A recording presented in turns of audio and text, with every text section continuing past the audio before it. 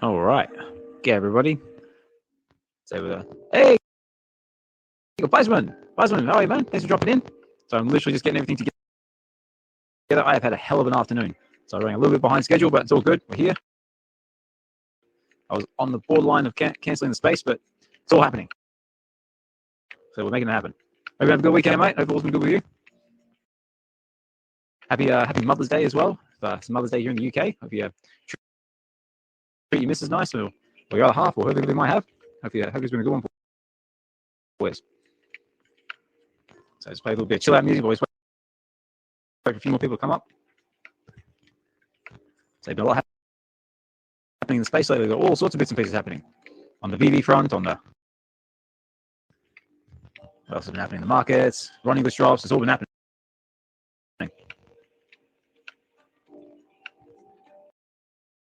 Also, as well, if my audio starts acting screwy or doing funny things, say let me know. That way I can do something about it. Hey, there's the man. So we're just getting things together.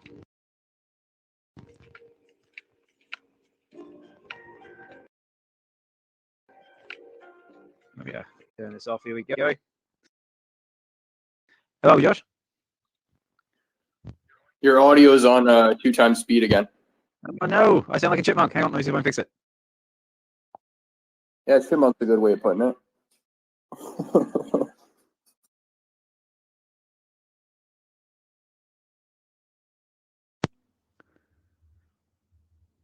All right, test. Want to do test? How do I sound? Do I sound normal? Yeah, you're good now. Woohoo! De-chipmunked. All right. Ooh, oh, mate. All right. Oh, mate, I have had a hell of an afternoon. I'll tell you what, I've got stories. Like I said before, I was borderline having to cancel the space tonight because my kids and my wife are all sick. I've been dealing with spewy kids all afternoon. Oh no! But I think yeah, go on. No, I was just gonna say I feel like there's something going around again because I got a lot of people close to me who are sick as well. Really? So hopefully they're okay though. I wish them the best. No, thank you. Well, so we've got a few more people jumping in space. I see. It's Dive Boomer now. Sorry, not Dive Jedi. Dive Boomer. I got Weisman, Sven. Always a pleasure having you in the space, mate. The Real Uncommon Podcast. So all the great people are here. Let's kick it off with some intro music. Let's get into it.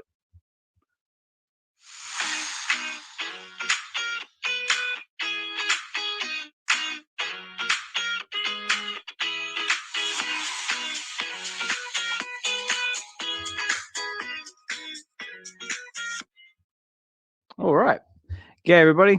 Ozman Collect 63 here, and we're back again. We're back again with another episode of VeVe Weekends, and we're up to episode. What are we up to? Episode number we're up to episode 22.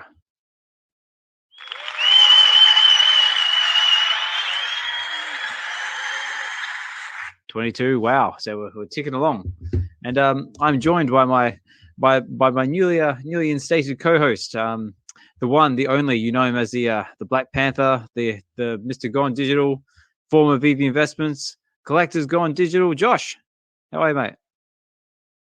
VeVe Investments. I haven't heard that name in a while. No, that's right. But some people still bring it up from time to time. But yeah, that was the old you. This is the new you, the new. Sir, yes, sir. No, I'm doing well. I appreciate the space. Quick question for you though, because I know we're staying a little late here. What's the plan? Are you able to go like a little past time, or is it a shorter space? No. But like I said before, this is Sunday night for me, so I can basically go for as long as everybody wants to keep listening, and as long as the conversation's good. Cool. But yeah, well, first of all, I do apologize to everybody. We're dealing with daylight savings time now over in the States, over in your way. Yeah, I'm terrible at the time changes. I woke up today and I was like, why is my clock different on my alarm, but it's an hour different on my phone? So yeah, I didn't know anything about the time change, but yes. I know. I didn't even think about it either. I was like, no, I thought about it after I had the space this afternoon. I was like, oh wait, that's right. It's like daylight savings time over there. I was like, oh, now everyone's gonna be all thrown out. But then I think we have our daylight savings time, I think, towards the end of the month, somewhere around there. So we will be playing catch up sometime soon. So ladies and gentlemen across the pond or anywhere else you might be, just bear with us because the time zones are going to be a little bit screwy for a little bit. Shouldn't be too bad though. Nah, it'll only be short term. So we'll eventually play catch up. But first of all, before I forget about it, over here in the UK, it is actually Mother's Day. So happy Mother's Day out there to anybody who might be listening. Hope you've had a good one if you are celebrating it. If not, I hope you've just been kind to be good to your mum, be good to your partners, be good to your that special loved one in your life, and just treat them with love and do something special for them, even if it is Mother's Day. Why not?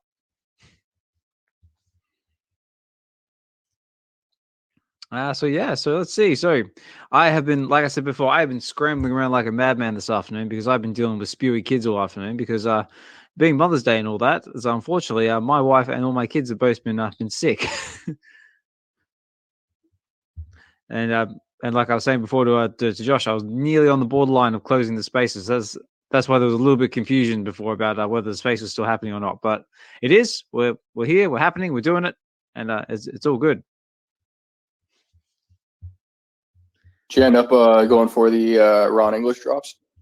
I did. Yeah, I did. So we'll get into it. But first of all, before I forget about it, if I haven't done it already, big thank you to everybody who's listening in. So I see Miss Gecko in the house. I see Weissman.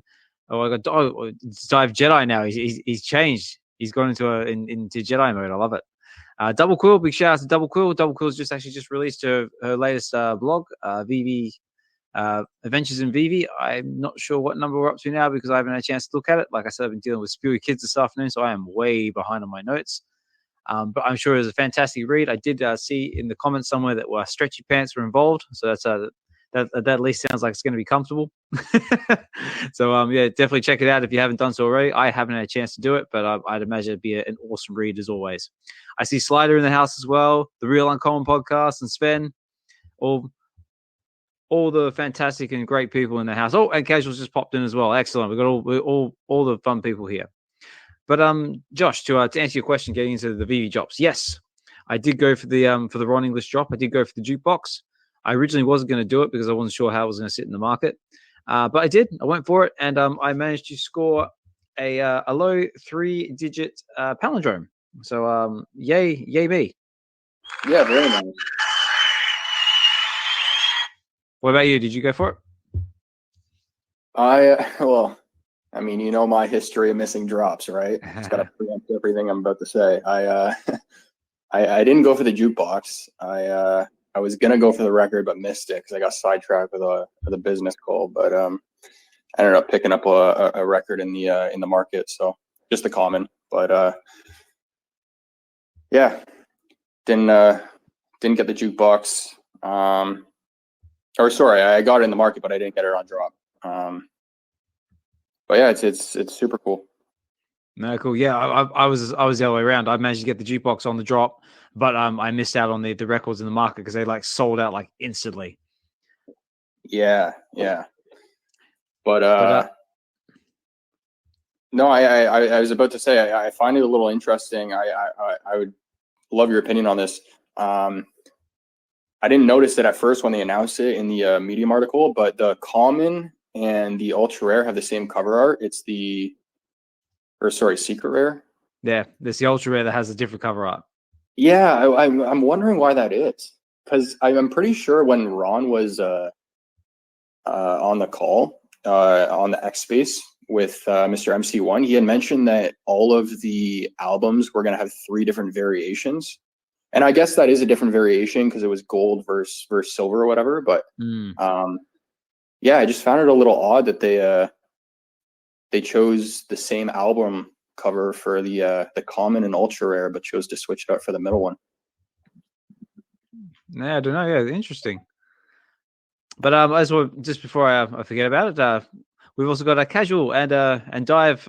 I can't say I keep seeing Dive Boomer and Dive Jedi, so he can't make up his mind. But either way, I'm happy for you guys to be here. How are you? Yeah, good evening. No, I changed my name to Dive Boomer a couple of days ago, but I actually already changed it back this afternoon. But maybe there is some residual name calling in the Matrix or something. But I already changed it hours ago. So, okay. Maybe it's just. So when you said, "Oh, he's called Boomer now," I already see Jedi, so it's kind of okay. Kind of weird. But maybe my BlueStacks is still playing catch up. Yeah, maybe I'm in your cache. But good drops. I didn't buy anything in VeVe since October, but recently, the couple of last weeks, I've been buying stuff all the time. So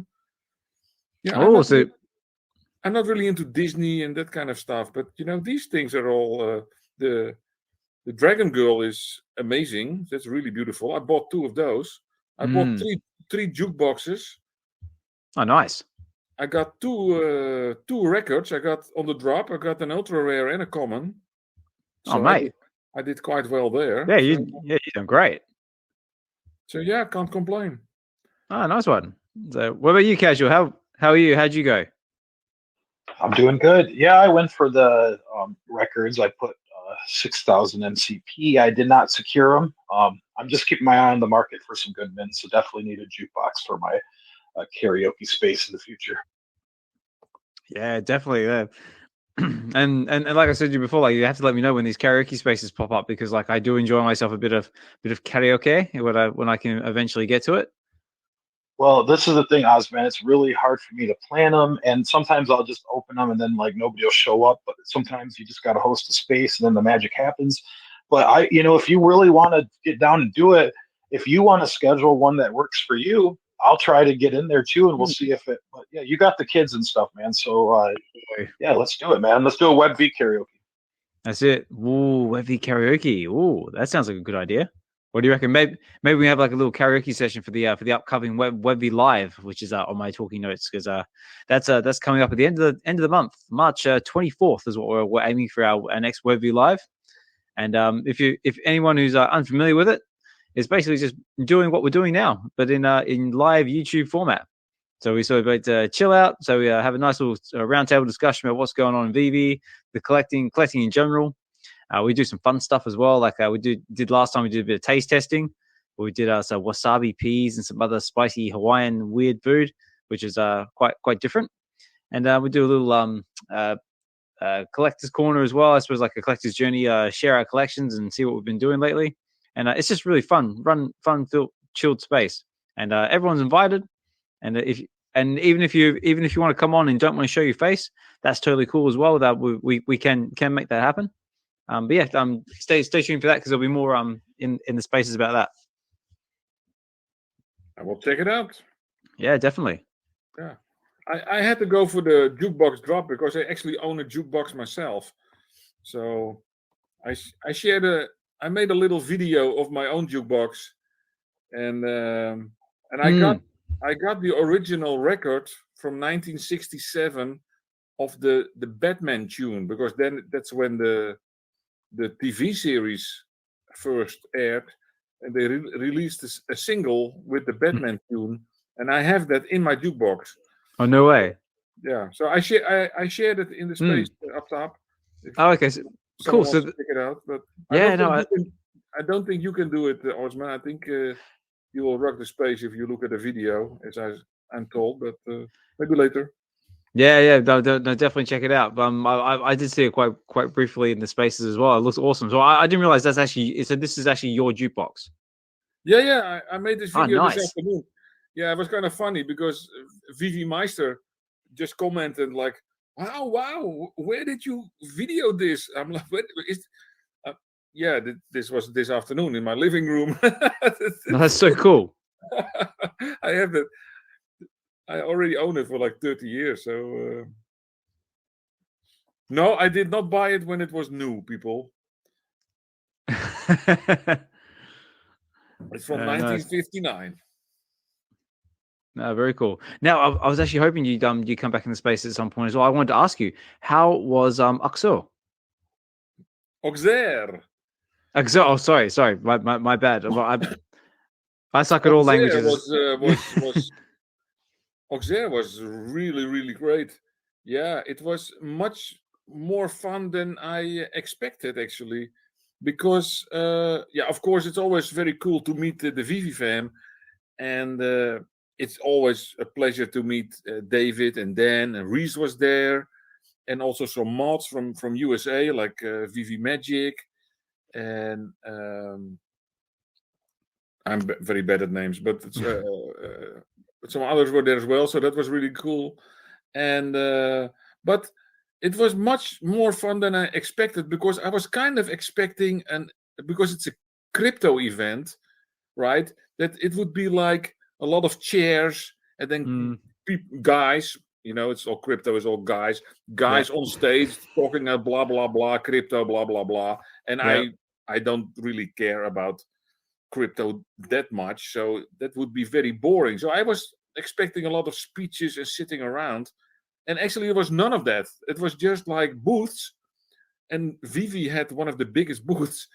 So the whole VeVe fam just hang out at the booth, and we just, geek on collectibles.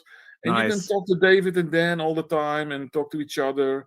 London Police was there with the release of the print. So and outside there were food trucks, and you could eat, have a drink. So it was really really cool. Vibesman was there making his awesome video. We were all having fun, and he was working his ass off to make a video.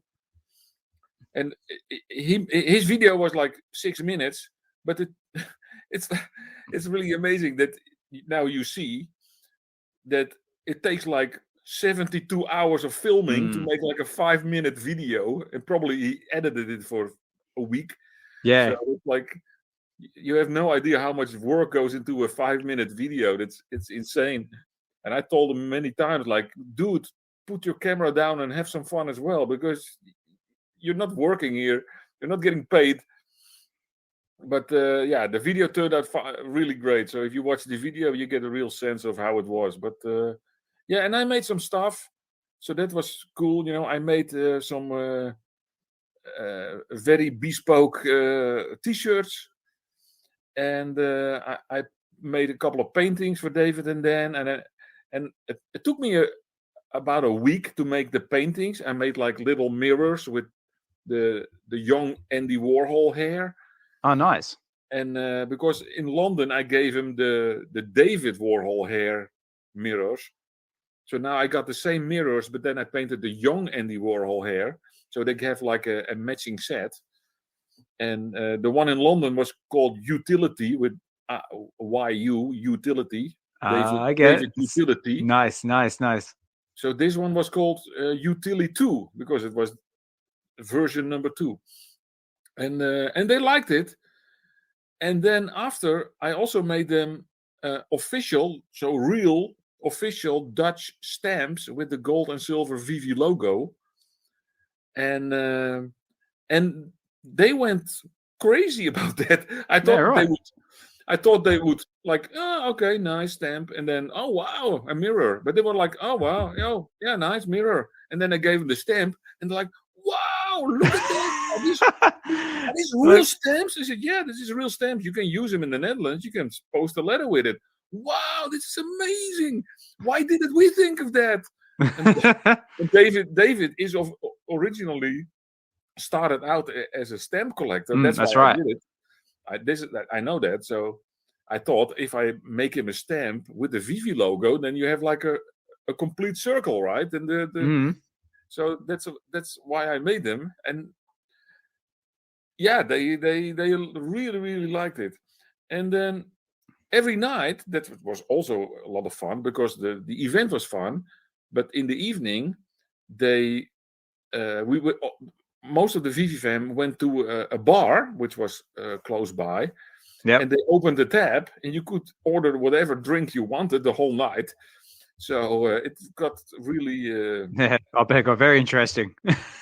Got very interesting very soon. And no crazy things, but you can have a cocktail or a beer or whatever. I don't drink that much, so for me it was like cool, but it was a lot of fun. So that was so the party went until 3 a.m. So that was kind of awesome. And then when I left, because I was hanging out with 2 guys from UK that I met in London, and we were staying in the same hotel, and it was already 3 in the morning, and so it was time for them to leave. So I went to say goodbye to Dan, and then he asked me like 3 in the morning. He said, "I want your T-shirt. I want your T-shirt with the VeVe logo." And I said, "Yeah." I said, "Do you want to wear it? Because I'm twice as tall as he is. So are you planning to wear it? Because then I need to make you one." He said, "No, I will frame it." I said, "Okay, then you can have this one because it's a lot of work. It took me like 2 weeks to make it." And then David asked me to make a T-shirt for him with the Omi logo because he was actually planning to wear it. So wow, that's so cool. So I had to make a new T-shirt for David, and I sent them both to New Zealand. So maybe one of these days you're gonna see David walking around in my homemade T-shirt. So that would be really cool. Wow, that would be cool. That must make you feel like so proud. Oh my god, he's like wearing my stuff. Yeah, and it was a lot of fun to wear the T-shirts there because everybody in the VeVe fan was like, "Oh wow, I love your T-shirt," and I was taking photos with a lot of people that wanted to have a photo with me because I was wearing a VeVe logo. It was made of pills. So, did you see it? I shared it on my Twitter before. I'm not sure, but if you can pin it to the chat, by all means, please do so. Oh, I'll find it later. But it's all made of pills, like real pills, but empty. So there's not medicine or anything. You can just buy empty pills on AliExpress. So I just buy a bag of 1,000 empty pills, and I glue them one by one. You have to hand cut them and then glue them one by one to make like the VeVe logo, and the other one was the Omi logo. And so that was that was really nice to do. And the one with the VeVe logo, I spray painted on the back. Collecting is like a virus, and on the front with the pills it says VeVe is the cure. Nice. That is so cool. Yeah, and then Dan wanted to have it, so he said, "I will pay you for it." I'm like, "Yeah, what am I going to ask? If he wants it, I will just give it to you. I'd rather trade it for something or." So you owe me. Yeah. The favor. Exactly. Exactly. It's the same. A while back there was the Van Gogh Museum. Was handing out Pikachu. That's Pokemon right. Cards. You were saying before in a previous episode. Oh, okay, yeah. And then I got a couple of for David as well, and he wanted to pay me for it. I said, no, it's okay. And he said, "I owe you one." I said, "Well, I'd rather have David, you owe me something, than charge him $50 for it, right? And I owe you from David is worth a lot more than $100. Exactly, yeah. So yeah, but the Auxerre was really, really cool. No, awesome. I have another long story for you if you want. Yeah, well, boring everybody. No, absolutely not. But I think Casual had his hand up a little while ago. Yeah. So, Dive, real quick. Can you just give us a short form explanation about these stamps? Is it like a custom stamp service you have there? Yeah, it's just the Dutch Postal Service has a website, and then you can go on the website and it says like make your own stamp. So, and a lot of people make it, for instance, if they have a baby or they get married or they have a new house, so you can, but if you have a puppy and you can take a photo of a puppy, then you make your puppy stamp or whatever. Or if you're, whatever, you can make your own stamps. You can just upload a photo and in 3 days they send it to your house. And it's like a sheet of 12 or 20 stamps. And they're stickers, and you can actually use them for your letters. So it's not like a simple sticker. It's a real official stamp. And I kind of regret now that I only made 2 of them. But so David and Dan have the only 2 that I made. No, And, that's so and cool. David said, I have no idea what he meant, but David said, I'm gonna do something very special with this. Ooh. Whatever that means. So Maybe Dutch stamps on VeVe next. yeah, they might need to contact the postal service before they Maybe. do that. I don't know. Or maybe they can make their own stamps and just make them not official. They could make VeVe stamps. They could do. So I don't know, but yeah. So, but I think there's other countries. I think that some German guy also said that you could do it over there. So I think there are more than one country where you can like order custom stamps. No, cool. So, where are you, Josh? Did you have anything you want to add to the conversation, or anything you want to chime in on? I am not a stamp collector. So no. No, that's fair enough. No, very cool. All right. Well, let's have a look. See what's on my talking notes here. Well, actually, before I forget about it, just just scrolling through what's going on Twitter. I think we had a special announcement. I think it was from one of the superstars. Apparently, they've got a little one on the way. From what I've seen, has anyone seen that?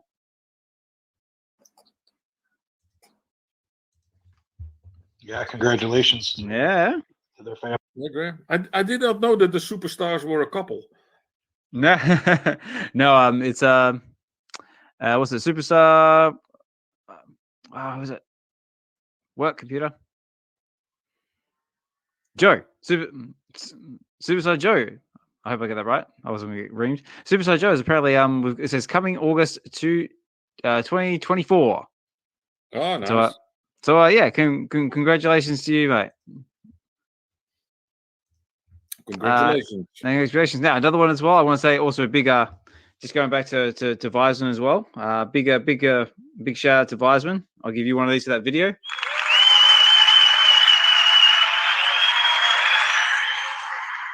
Yeah, I did see that movie, the video you made at I'm gonna try and say it, Auxerre. I probably butchered it still. Yeah, Auxerre. So I struggle with English at the best of times, let alone anything else. Auxerre. Fantastic. Perfect. Fantastic video, mate. And yeah, you must put in so much effort and time, and yeah, it definitely shows, definitely pays off. So big congratulations to you, mate. Definitely look forward to more in the future. Yeah, it was a lot of fun, so it's always worthwhile. That video was incredible too. Yeah, I have to agree with Ozman. That was very well done. I was talking to a couple people while the event was going on, and I watched the video once you put it out, and it gave me like a much better perspective on how the event actually went. So very well done. So yeah, VeVe was begging me, Jedi, can you do a little dance? I said, no, I do not dance. Just 5 seconds. No, I'm not dancing. 3 seconds, please dance. I said, no, there's no dancing.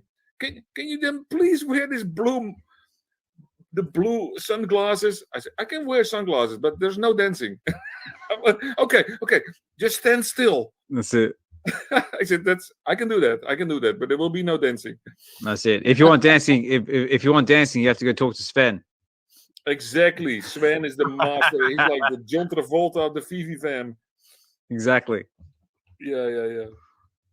No, I'm sorry, Sven, but you've turned yourself into an internet sensation, mate. I'm sorry. You have to love Sven. I'm gonna make this a routine, but Fro's in the space.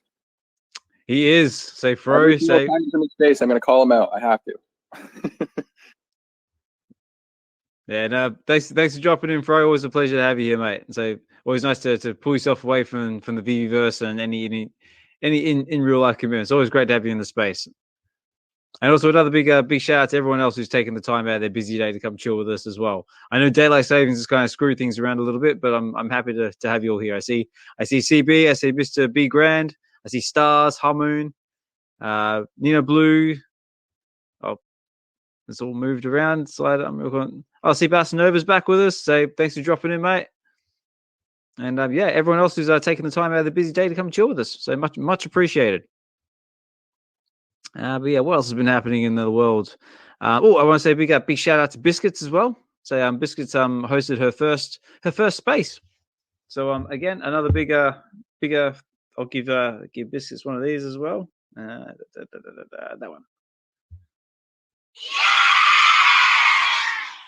Sorry, I'm still working on my soundboard, but yeah, that was really good to see. Because Biscuits has been talking about it for a while. I'm trying to put herself out there in the space and give it a go. And yeah, she did it, and apparently it was a really big success, and she was quite comfortable doing it. So hopefully we'll see a bit more from Biscuits in the future. Who knows? We might even see her come and chill with us in this space. You never know. What else is on my list? I've also got a big shout out to Geek Collecting 98. Apparently his Whatnot show was a massive success as well. Sold out, and again was another massive success. Did anyone happen to catch it? The Whatnot show?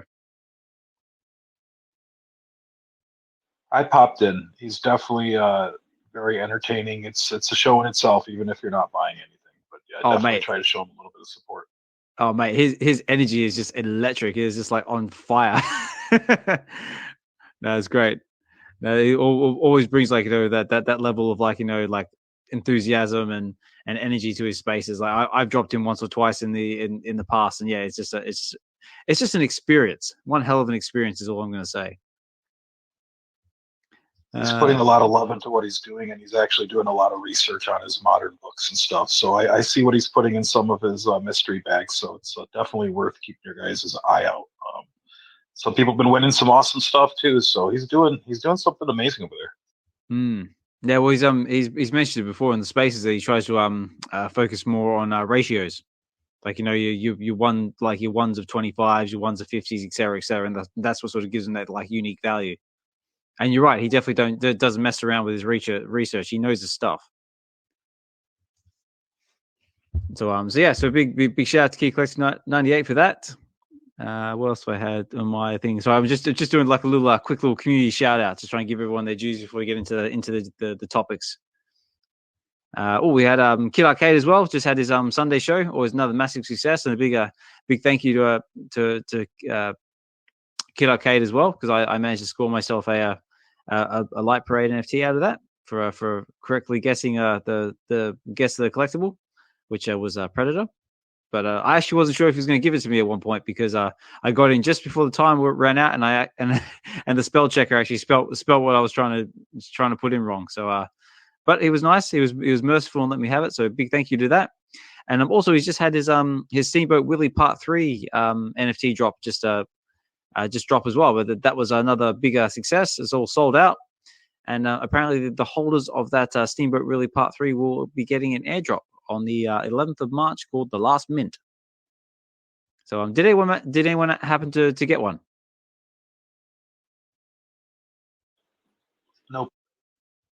Nope, no luck. No, me neither. I tried, but my MetaMask was being screwy, or it just wasn't letting me connect to my MetaMask or Polygon network. But yeah, it was just being a right pain in the ass. Plus, also dealing with spewy kids as well on the side wasn't overly great. But I pinned up his promotion that he just posted today for his DCON after party on November 16th. So nice, because that was actually the next on my talking point list. So yeah, he's got the unofficial VeVe after party after DesignerCon, which apparently is going to be at is it Ninja Karaoke, I believe. So yeah, if you weren't encouraged to get to Vegas for DCON, you should definitely be encouraged to get to Vegas now for the after party, because that's now my new reason for trying to get to Vegas. That's going to be the event of the year. Oh, absolutely. But why do you prefer going to Vegas over New York? Over New York? Yeah. Wow. I don't know what's happening in New York. There's a DCON in New York. Oh, is it? Yeah, in October. Yeah, it's October 17th. I don't know. I feel like Vegas has always been a very popular destination, but also I don't know. From my perspective, I've never been like a fan of New York. I've been to New York once. Oh my God, I cannot spend more than a week in that city. Too many people, man. Really? Where do you live? I'm about 10 minutes from Niagara Falls. Oh, okay. That must be a little bit more quiet. Yeah. Oh no, Yeah. I love New York, and I really don't like Vegas. So I'm like, Okay. to each his own. But you know, Vegas is all about gambling, and you know, New York is like, it's the center of the universe. So I love. I don't really like walking, but if I'm New York, I can walk all day. Just be in the city is like the best thing for me. But you know, but you said before that you've never been to US, so yeah. So I mean, like, I haven't got much to compare it to. I mean, like when I think of New York, I kind of think of probably London as probably the best thing I can probably compare it to. But oh yeah, no. no. No. I love that. Oh no. No, New York is something different, my friend. Yeah, well, funny enough, my brother-in-law and his wife have actually just come back from New York, and they were saying really positive things about it. They actually brought me back an Aliens comic from Midtown Comics, so that was kind of cool. But yeah, I mean, like New York is one I'd love to see. I suppose just Vegas. I suppose just that's kind of like where the party stuff's happening, I guess, in Vegas, I guess. But I mean, ideally, I would like to go to both New York, Vegas, just anywhere in America, to be honest, because like I said, I've never been before. So yeah, it's going to be an experience anyway. The nice thing about Vegas is if you can stay longer, you can like rent a car and go to, you know, California. You go to Utah. They have like amazing, beautiful. US is beautiful. You know, like you can go from Las Vegas. You can go to the Grand Canyon. You can go to Sequoia Park, Death Valley, whatever. So if you can go to Vegas and then spend 2 more weeks, then you can make a really cool vacation. If you're just gonna fly to Vegas and go back home, There we go. Just reading in the comments here, like Double Quill says Vegas is not all about gambling. Just saying, it's like that's very true. I tried to actually say this to the missus because I was trying to be crafty and sneaky, saying, hey, look, honey, how about we go out to Vegas? We'll take the kids. We'll make a family holiday out of it. So we'll all go together. I'll do the DCON thing. We'll do family stuff in Vegas. Do you think she was having any of it? No. So no. She's like, oh no, we can't take the kids there because it's all like, you know, strip joints and gambling and stuff. I was like, yeah, that is true. But I'm sure Vegas has got other kid-friendly stuff. So I was just about to say, it's not all about gambling. They have hookers too. That's true. I think she's been watching too much like CSI or something like that. Yeah. Well, Vegas is about entertainment. Let me put it like that. Exactly. And New York is a real city with amazing buildings, amazing food. You have Central Park. You know, you have a lot of stuff. But you know, you go. I was just wondering why you would prefer Vegas. I know. Well, I think it's just that's why I suppose just because Vegas, because I know that a lot of the VeVe fam are going to be there that I deal with and interact with on a daily basis. And not only do I want to go there, like, you know, for DCON and all that stuff, but the real reason I want to go is like so I can actually meet everybody in real life. Because unfortunately, when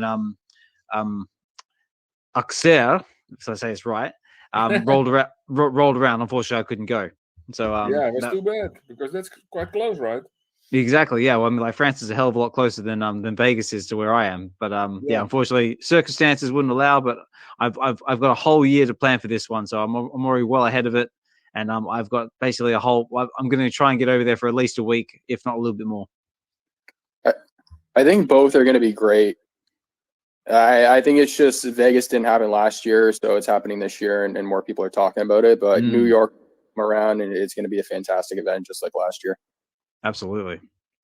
But before I just want to say VeVe NFT comics or do you prefer Tony? I should have actually asked. Sorry. Either way. Either way. Either way. Great. Either way, all's good. I just wanted to jump up. Thanks, Dive Jedi. I mean, I want to defend Vegas a little bit. I've taken my family there, kids when they were young and stuff. And yes, there are some things you want to hide their eyes from. Don't get me wrong. Yep. But true. But it was a great family vacation for them. They have indoor amusement parks. I mean, Vegas has tried to become more family friendly over the years. At the time, like the Lion King, the live performance of that was on site. There was a Michael Jackson tribute show. They loved that.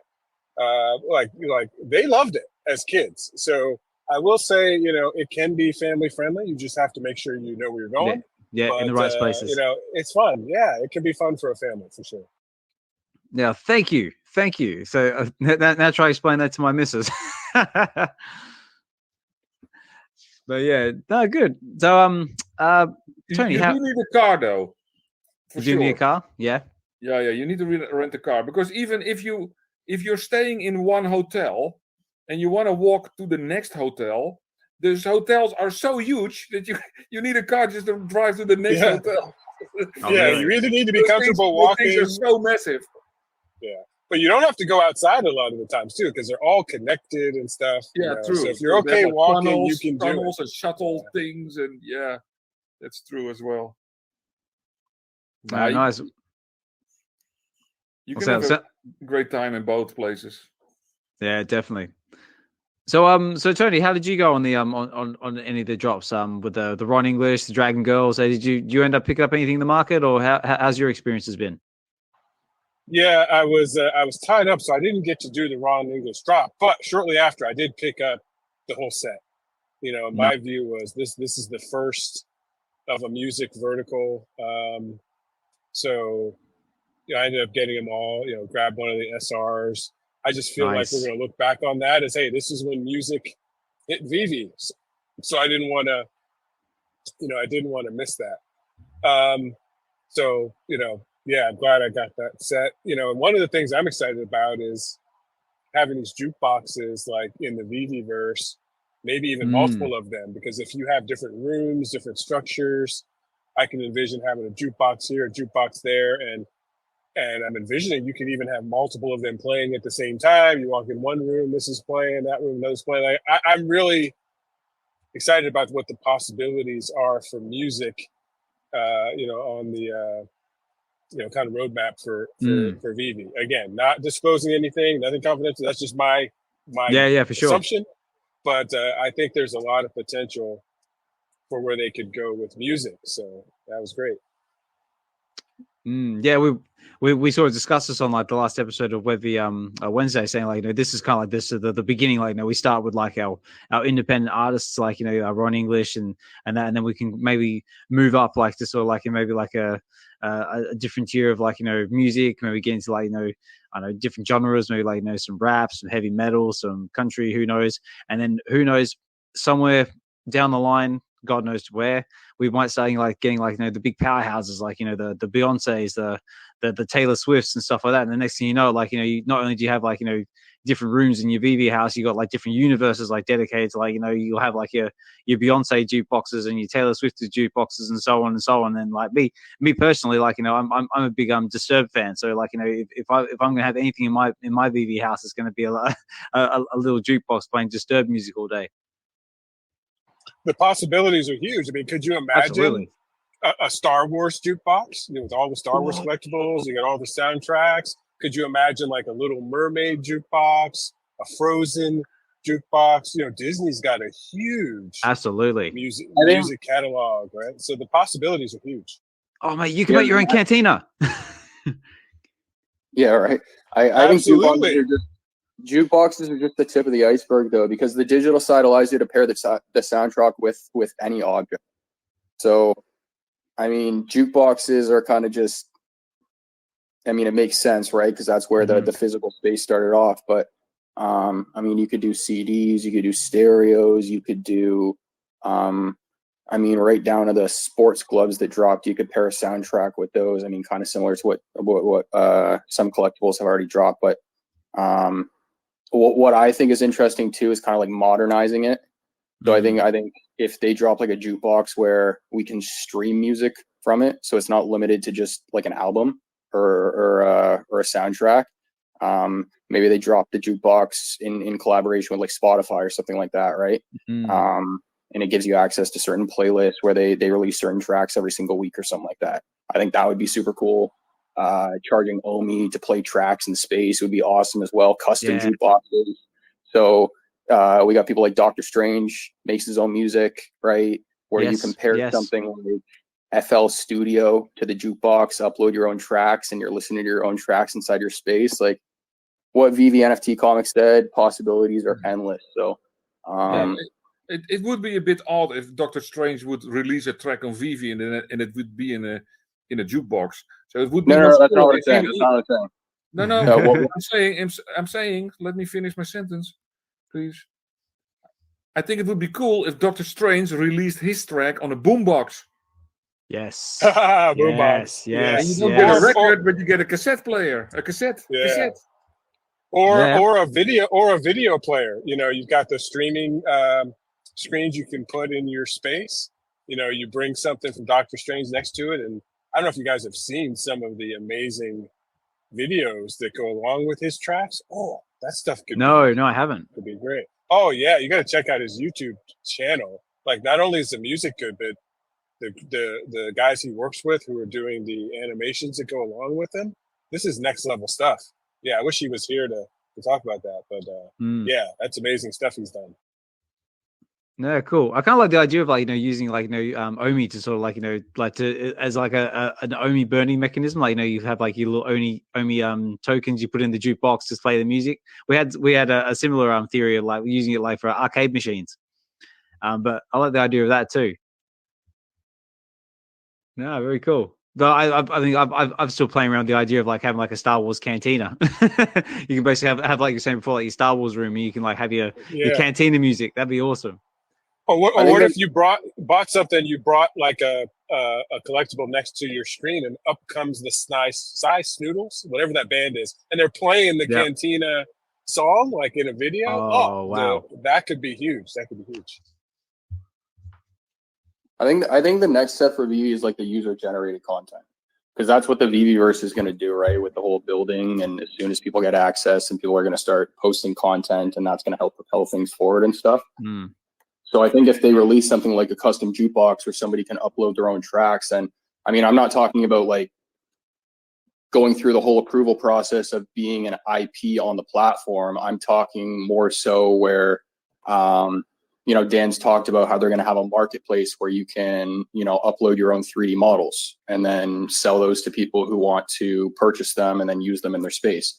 Same thing kind of on the music side, where people who make their own tracks can maybe sell their own tracks in a marketplace, or be able to upload their own into a jukebox, and then, you know, their own content is what kind of helps. It's what Frank Kozik was talking about at one point, where he was saying like his product is only half of it, and then the other half is us being able to use the product to create the final result, right? So it's like that.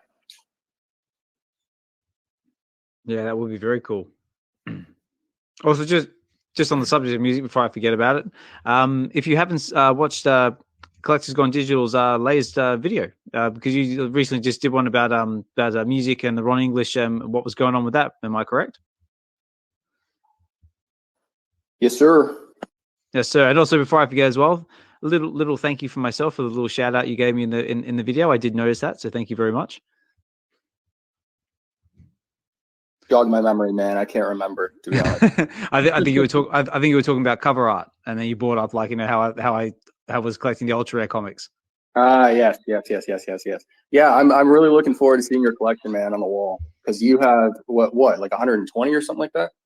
Oh, I'm up to now. I think it was like 140. I think off the top of my head. It's basically like, you know, it sort of ranges between like, you know, lower tier, mid tier. I got a couple of upper tier stuff as well.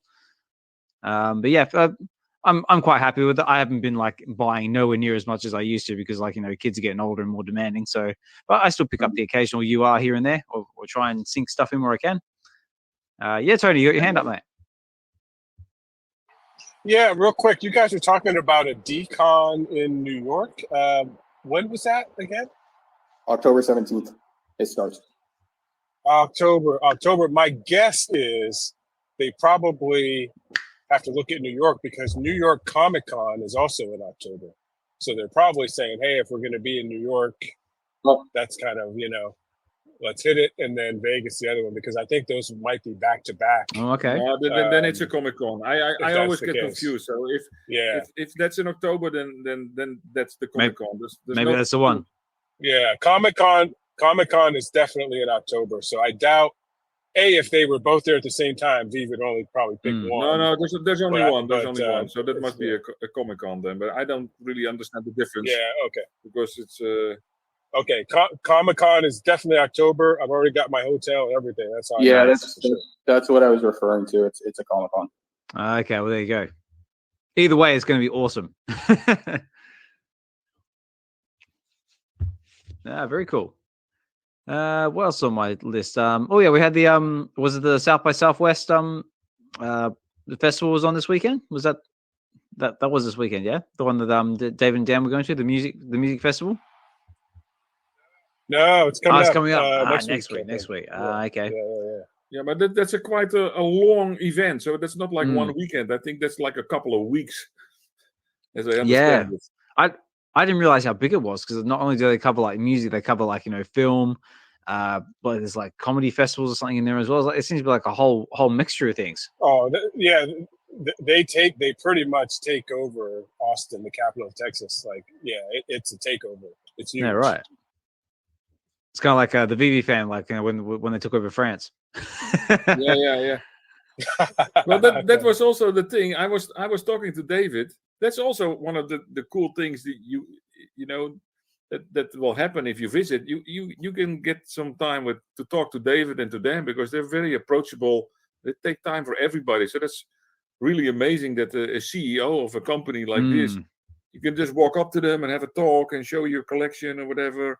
And they will always have a selfie and sign something. So it's really, really nice to meet them. But I was actually the thing that occurred to me when I was in France in Auxerre at the crypto event, and I was like I told you, I wasn't really looking forward to the crypto part of the event.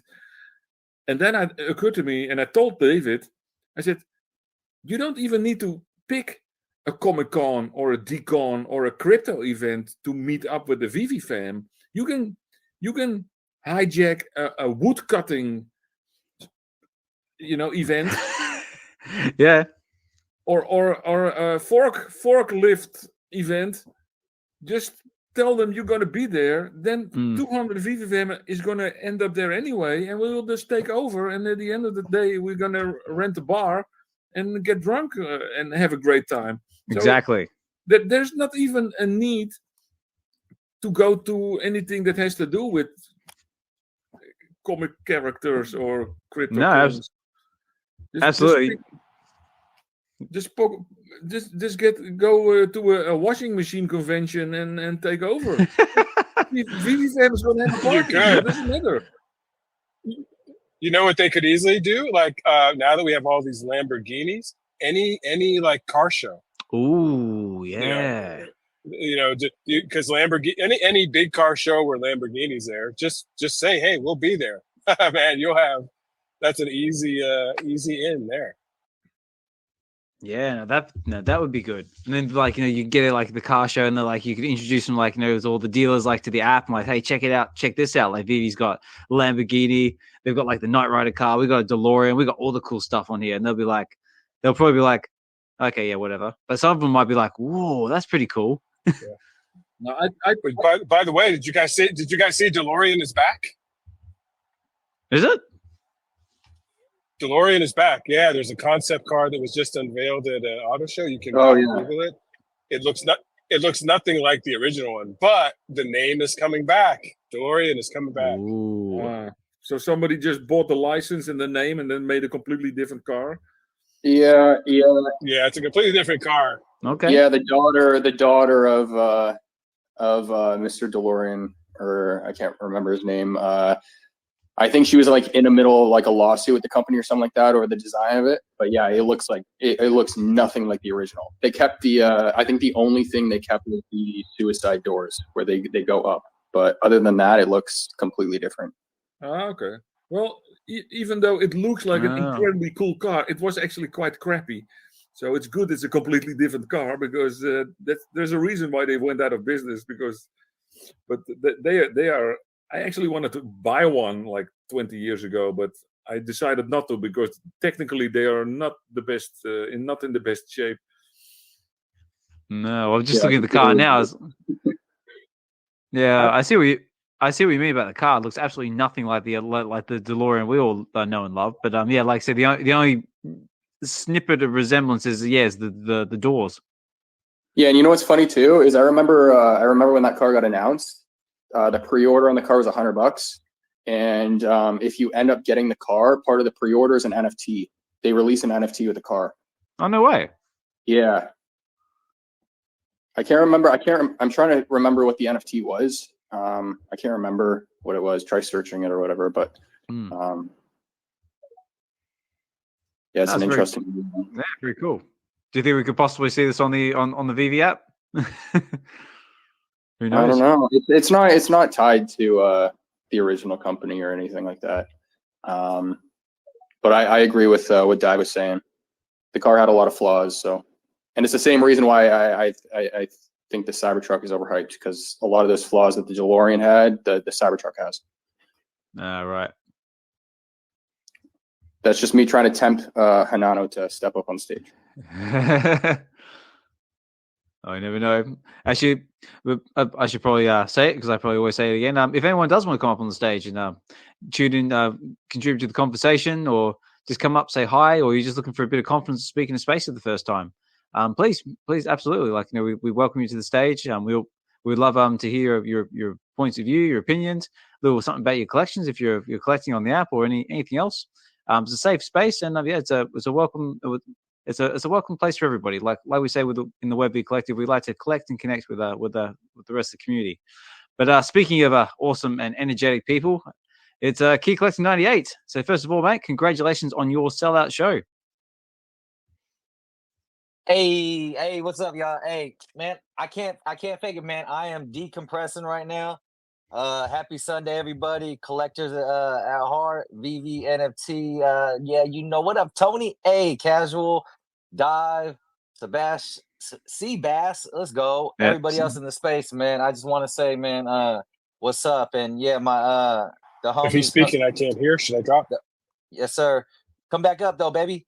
Hamoon and Nino, you know, they gave me a heads up that that your space was going, bro, and that you're showing love. And I'm sorry I got caught up in the LSU South Carolina women's college basketball game, bro. It's pretty good. No it's a pretty good rivalry. And like I said, I was just decompressing. And while I decompress, I think about how thankful I am of the many people that continually come and show love when I have a show.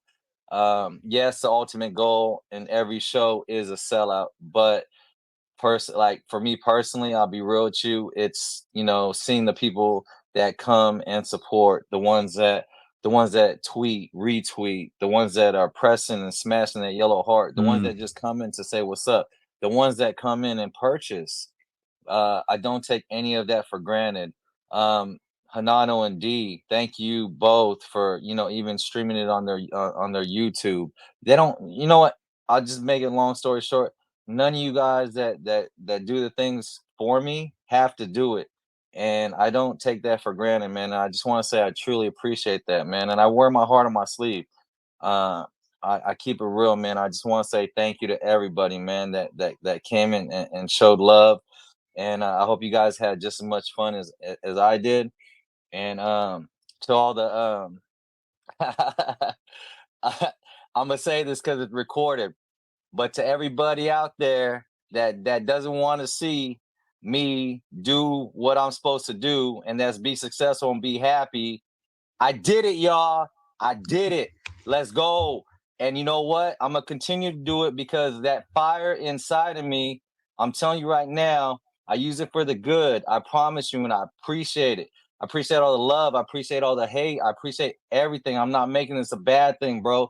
I'm just telling you, I get fired up. I get passionate about this stuff, bro. So without a doubt, man, I first and foremost, I'm having fun.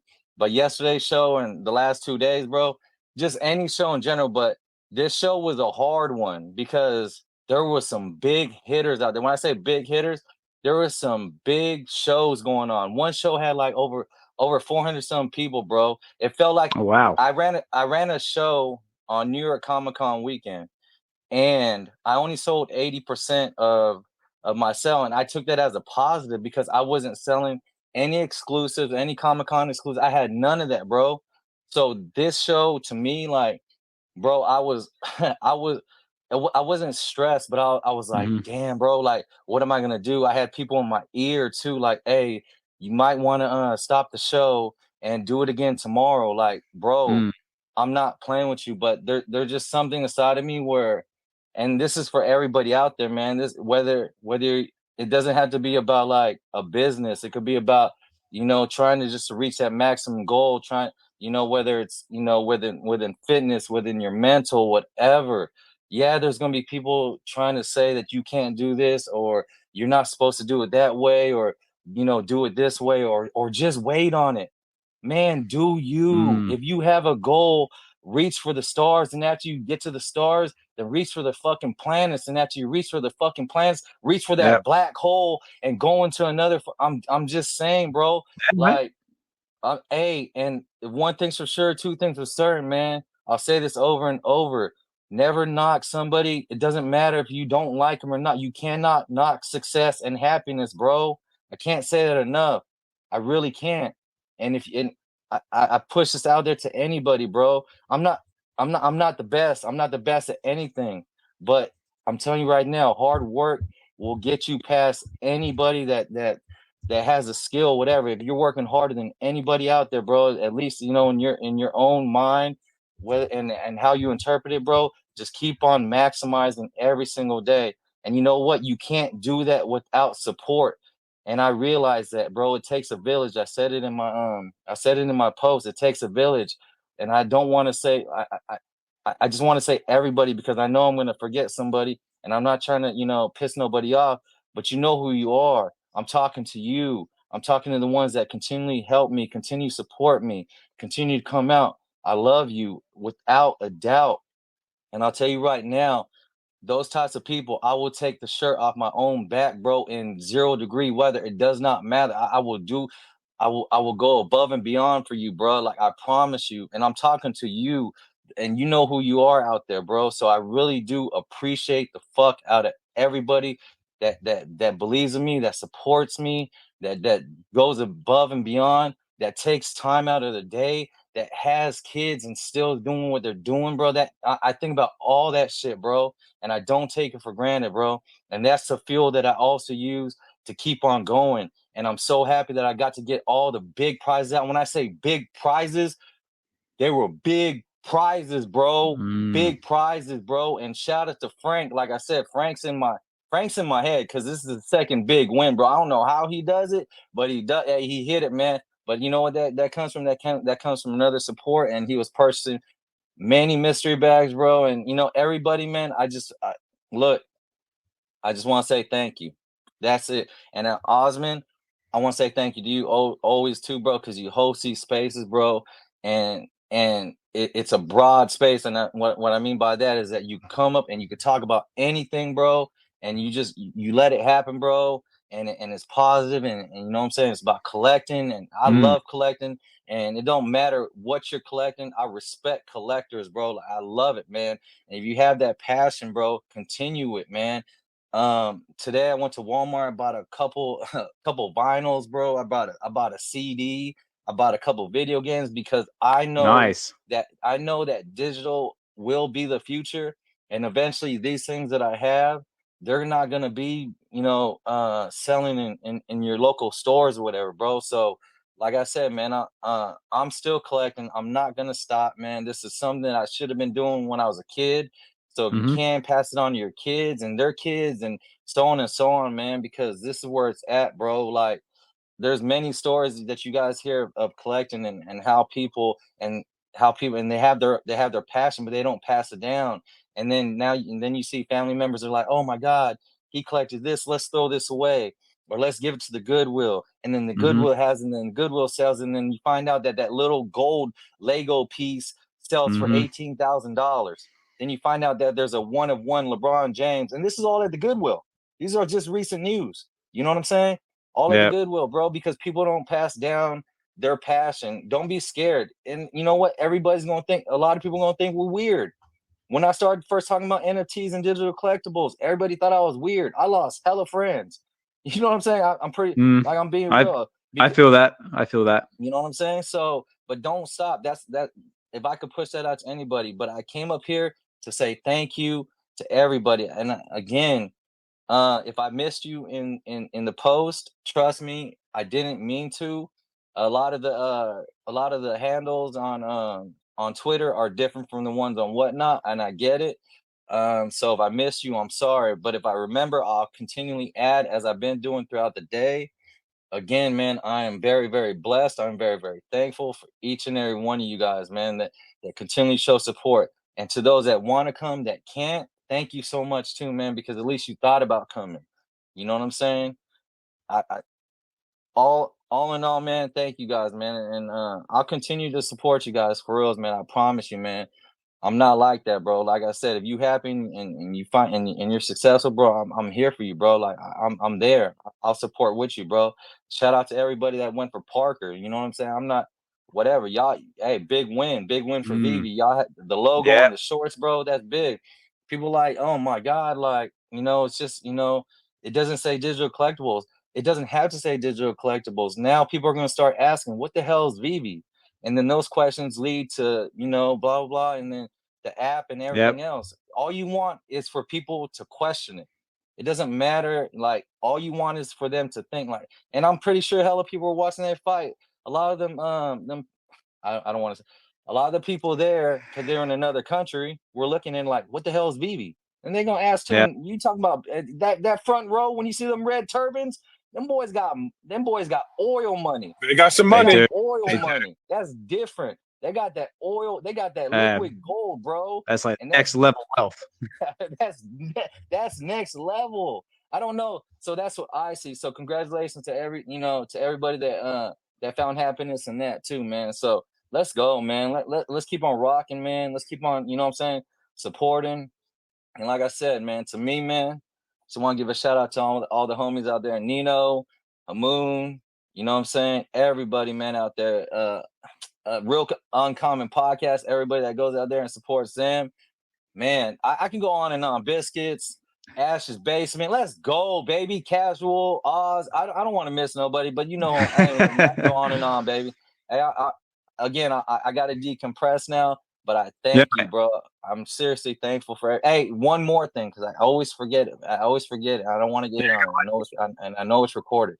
Darian, my love, I love you. And you always support me, and you're always there for me. And y'all may not see her on Twitter or whatever. It does not matter, but she's there for me, and she misses the ones that miss her. And trust me, so biggest supporter out there, bro. And I couldn't do it without her. And I'm gonna continue to rock with her. And I'm having fun. And let's go. That's it, baby. That's it. Let's go. This is for you, sir.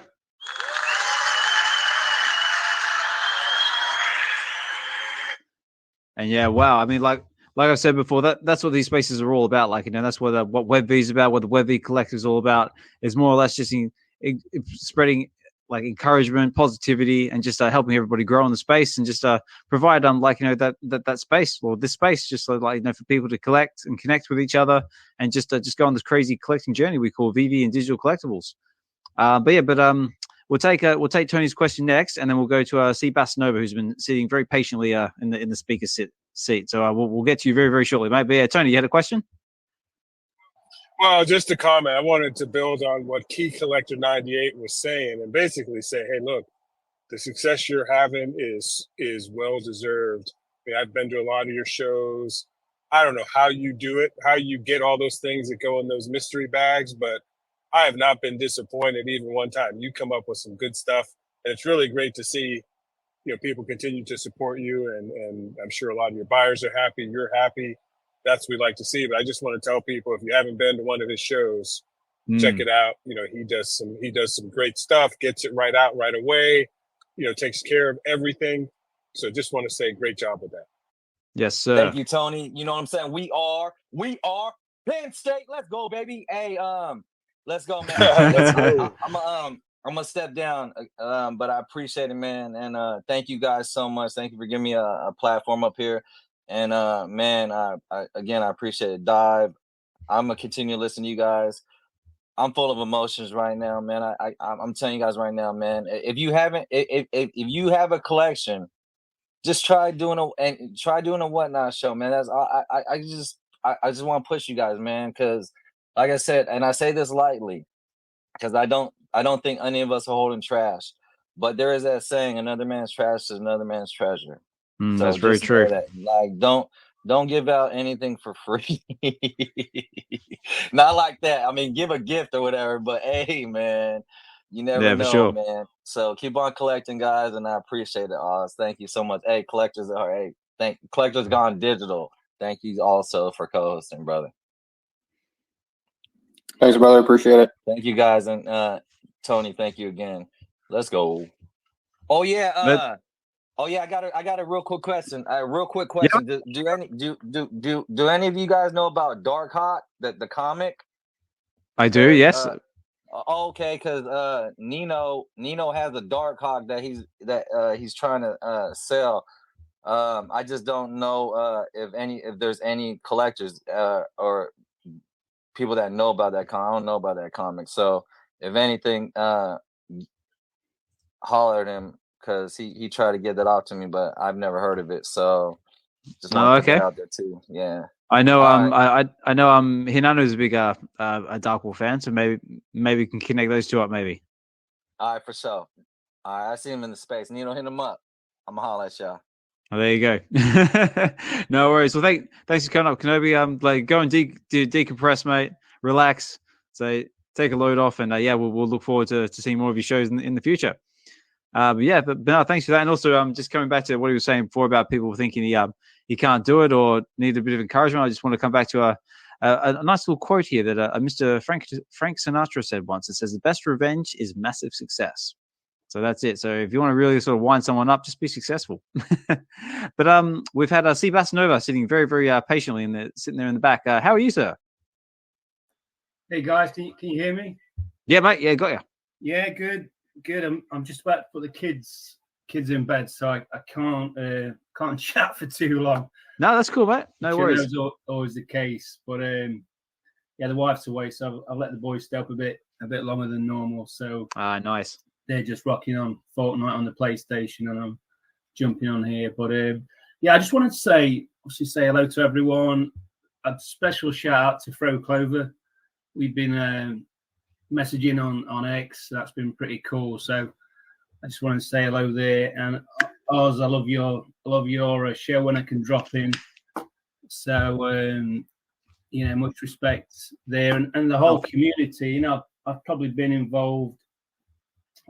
November 21 when I got involved with VeVe, but I just love the community and the strength. We've had a lot of ups and downs. We're all kind of waiting for this bull run, and I came on board as a investor initially, just trying to make a quick buck, to be honest. But I got into collecting. I've never collected. Well, I read a few comics as a kid, but because of VeVe, I've become a collector of comics. And my background, I love the Asian collectibles. Okay, sweet. Yeah, the Dragon Girls that's dropped today. I thought that was sweet. I love that series as a whole. It's probably my favorite piece, to be fair. And I used to live in my 20s. I lived out in Asia. I'm a UK guy. I lived in the States for a couple of years as a student, and then I was overseas out in Hong Kong and Singapore. So, nice. Because of that Chinese culture, I wasn't auspicious at all when I went over there, but I kind of came back, and numbers like 8, it's really revered. So in terms of my mint collecting, it's kind of along that influence, which I really enjoy, because I found it gives you a purpose to collect, and it gives you more frustrations, but equally more satisfaction when you land those kind of mints you're hunting. Does make things more expensive, but I just wanted to kind of share bit about myself, and just say hello to a few guys before I get the kids into bed, and just talk about, I guess, what's happened in this week really. I thought the Joseph Parker sponsorship was brilliant. That really put VeVe in new territory. Definitely. I know you guys were hitting on the logo early, which, just purely from a branding point of view, that's what that's facilitating. We all know the brand, but like you guys were saying, it gets people to question what it might be, and even if they don't, it's just that brand awareness that's building a brand in other markets that VeVe won't exist in, because clearly it's a very, very much a niche that it exists in, this collectibles market and this NFT space. So I thought that was really cool. And Joseph Parker's he's a first-class heavyweight, but he's a really nice guy to associate your brand with. So I thought that was really cool, and to get him on board as an NFT on the drop, that's all good. That's the first, isn't it? It's a sports professional we've got on the platform. It is. And I don't know if you guys have noticed it, one observation lately, my vault value's gone down about nearly 10%. So obviously prior to that, it had gone up 10%. So it's that okay.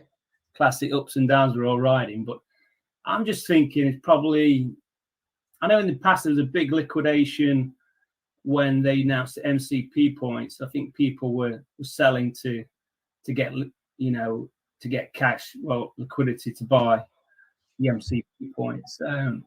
Thinking lately, and I'm sure you guys are the same, obviously what's going on in the crypto space, I'm wanting to invest elsewhere as well. So I was just thinking what might be the cause of that. The only logic I could draw was there's been some pretty cool drops, perhaps trying to sell, to getting on those, but also to sell to get money out the app to put into crypto elsewhere. Because I don't know if anyone wants to expand on that, but you've probably not noticed, but yeah, my vault value went down about 10% this last week. So, can you just repeat the question, because you were kind of cutting out there a little bit? Yeah, sorry, just my own kind of theory on vault values increasing and decreasing. And I mean, the big drop in the past was when they announced the MCP points and the utility that was coming on board with that. There's almost a fire sale to get liquidity to be in a position to go and buy the OMI to get the MCP points. But then just lately, I've noticed my vault value's gone down when everything is really positive in the market about VeVe and what they're doing. But my only logic I could draw was, people wanting to get liquidity again to buy OMI, because obviously OMI's been pumping really well.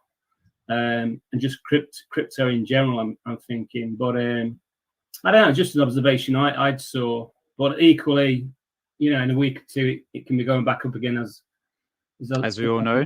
Is often the case. Yeah. I think the only thing I'd say to that is that the overall crypto market isn't tied to VeVe collectibles, right?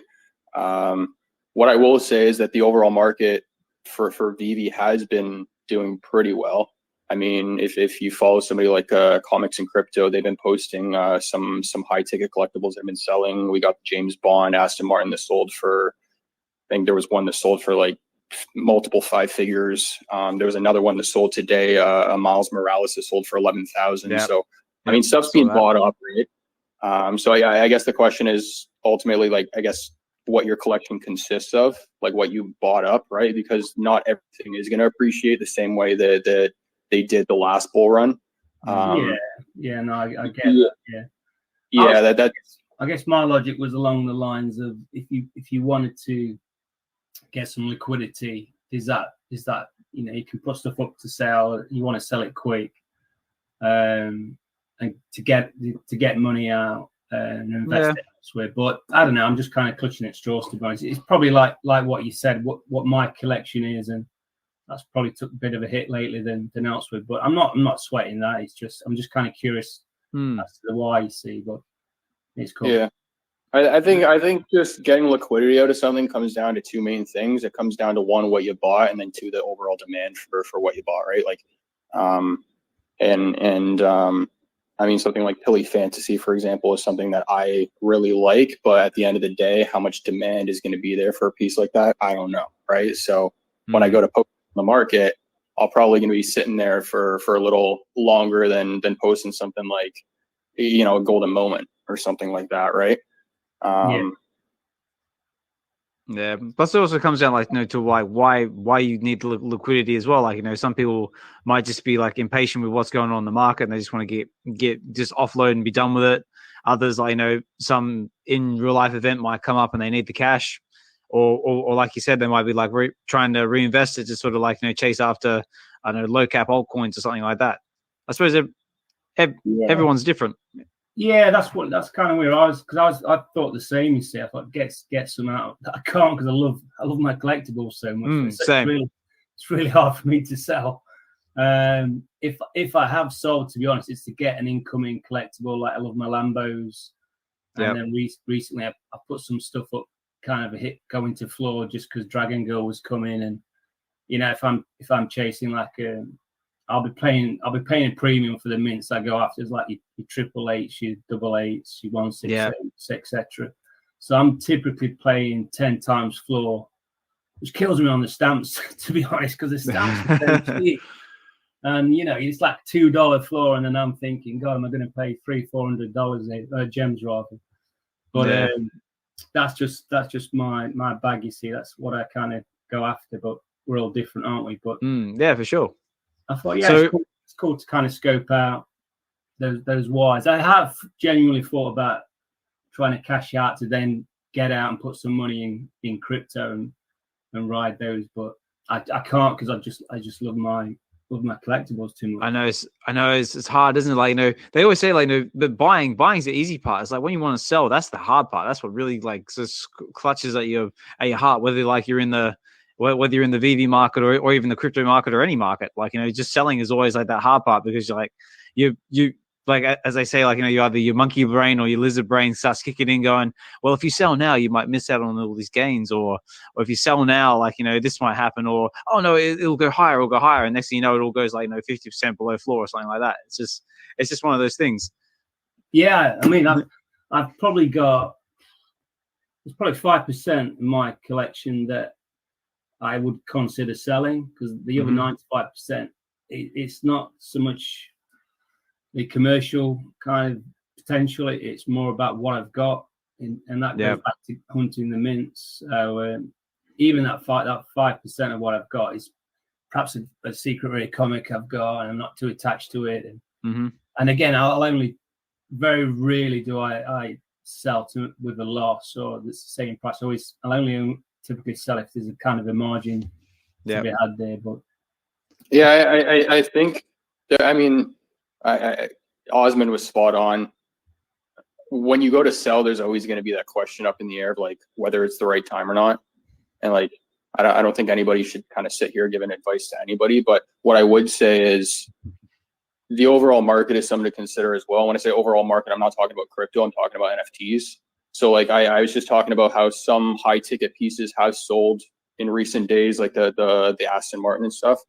That's cool. But at the same time, but at the same time, another thing to consider is, and this stands true for wherever you are in the world, if you were to walk out onto the street that you live on and somebody's walking their dog and you ask them what an NFT was or a digital collectible, 9 times out of 10 or 99 times out of 100, they're not going to know what you're talking about.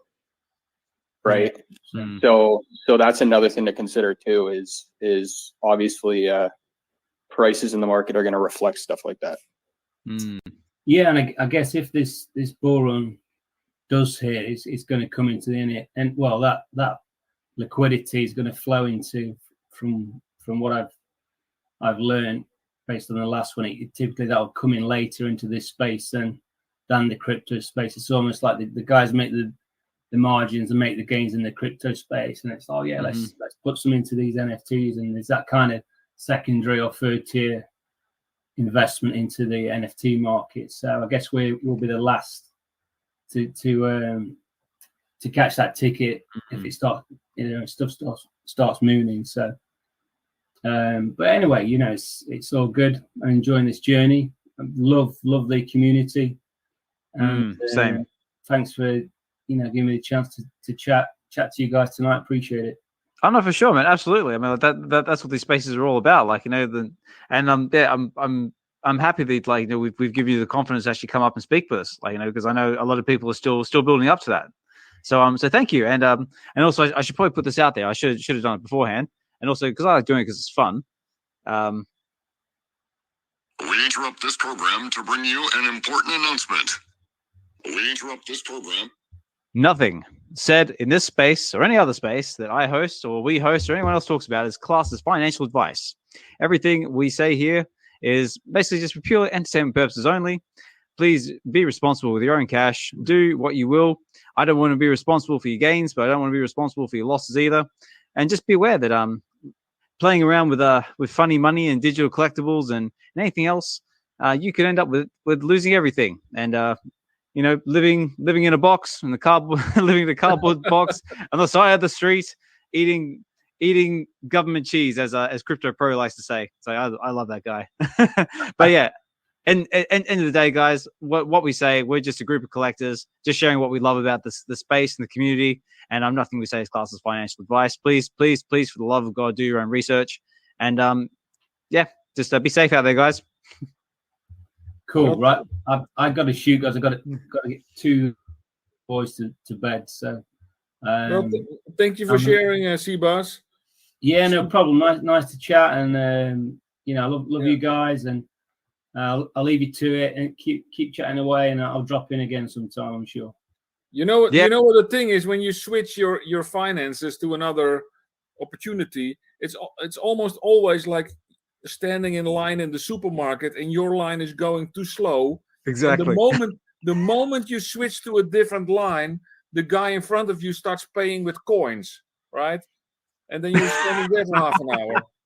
And then you switch to another line and there's an old lady who needs to write a check, but she forgot her pass. So you never know. So it sounds like you have a pretty awesome collection. So yeah, I mean, I'm not going to give you any advice, but yeah, and that's the problem. I turned into a collector. I mean, it's not a bad thing, but I came in trying to make a quick buck, looking at this as an investment. And normally I would diversify. So my bag was meant to be going into altcoins and kind of preempting this bull run. But yeah, I got addicted, man. I got this VeVe addiction like we've all got. It's brutal.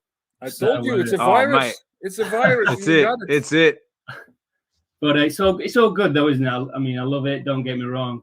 But I just thought I'd put that out there. Just kind of, I was just speculating on why stuff's gone down a bit, and I was thinking that people have been getting liquidity out or trying to, just buying stuff that's coming in, or I don't know. But anyway, just good to chat.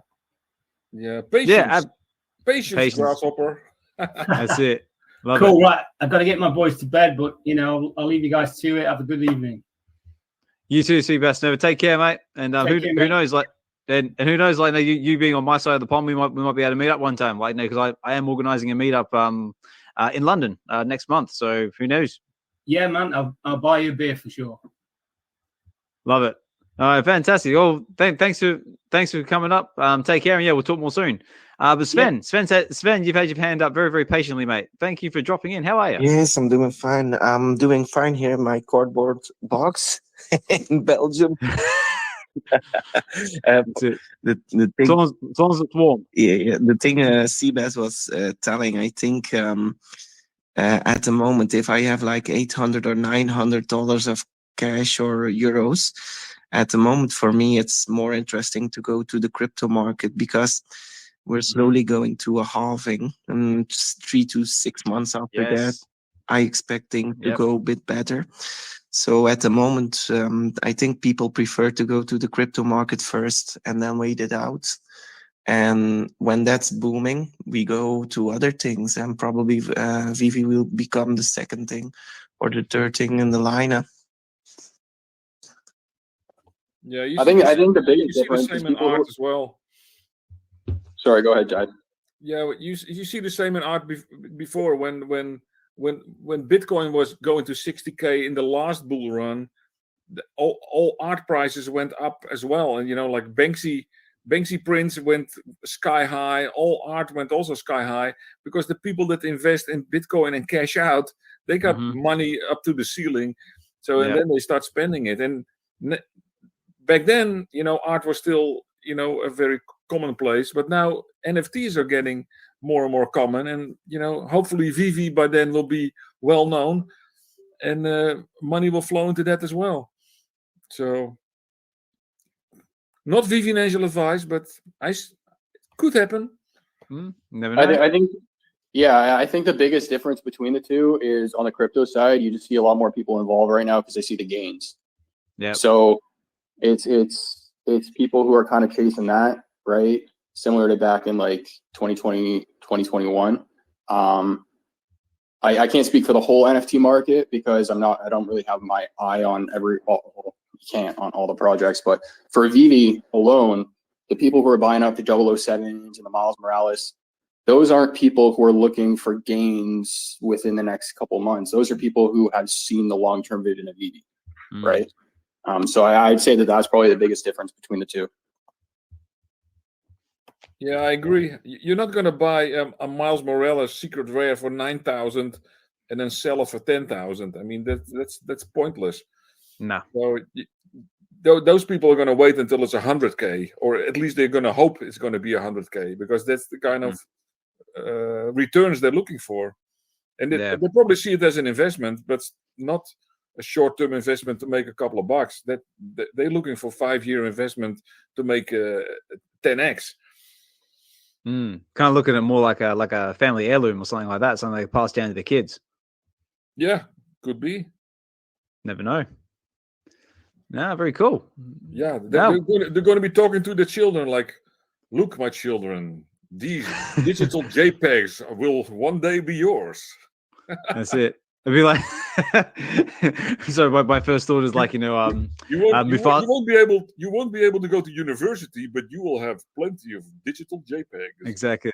My first thought is because my daughter's just going to Lion King, is like Mufasa, like, telling Simba about, like, everything the light touches is our kingdom. I can just see, like, I'll just explain that to our NFTs, like, son, these secret rare Boba Fett's or secret rare Darth Vader will be yours, and you will be able to look at it, enjoy it, and probably by the time you're my age, it might even talk to you with AI and all the other fun stuff that could possibly come. Cool. Sound like Will from Cryptoys. What's that? Sounds like Cryptoys. I said you sound like Will from Cryptoys. Do I? Well, I mean, like, they to be fair to Cryptoys, they are doing some cool stuff over there. So I'm sure everybody's familiar with Cryptoys, and of course, the AMA from a while back. But yeah, that's nothing. I mean, like, VeVe might implement at one stage, like, we could possibly get some AI into the mix and, like, have our collectibles start talking to us. So could it happen? Who knows? So, but I do. Yeah, that's something that he was just mentioning on that Mona interview, and I found that interesting because he had mentioned that that was one of the first things that they had invested in for Cryptoys when they had their first initial round of funding.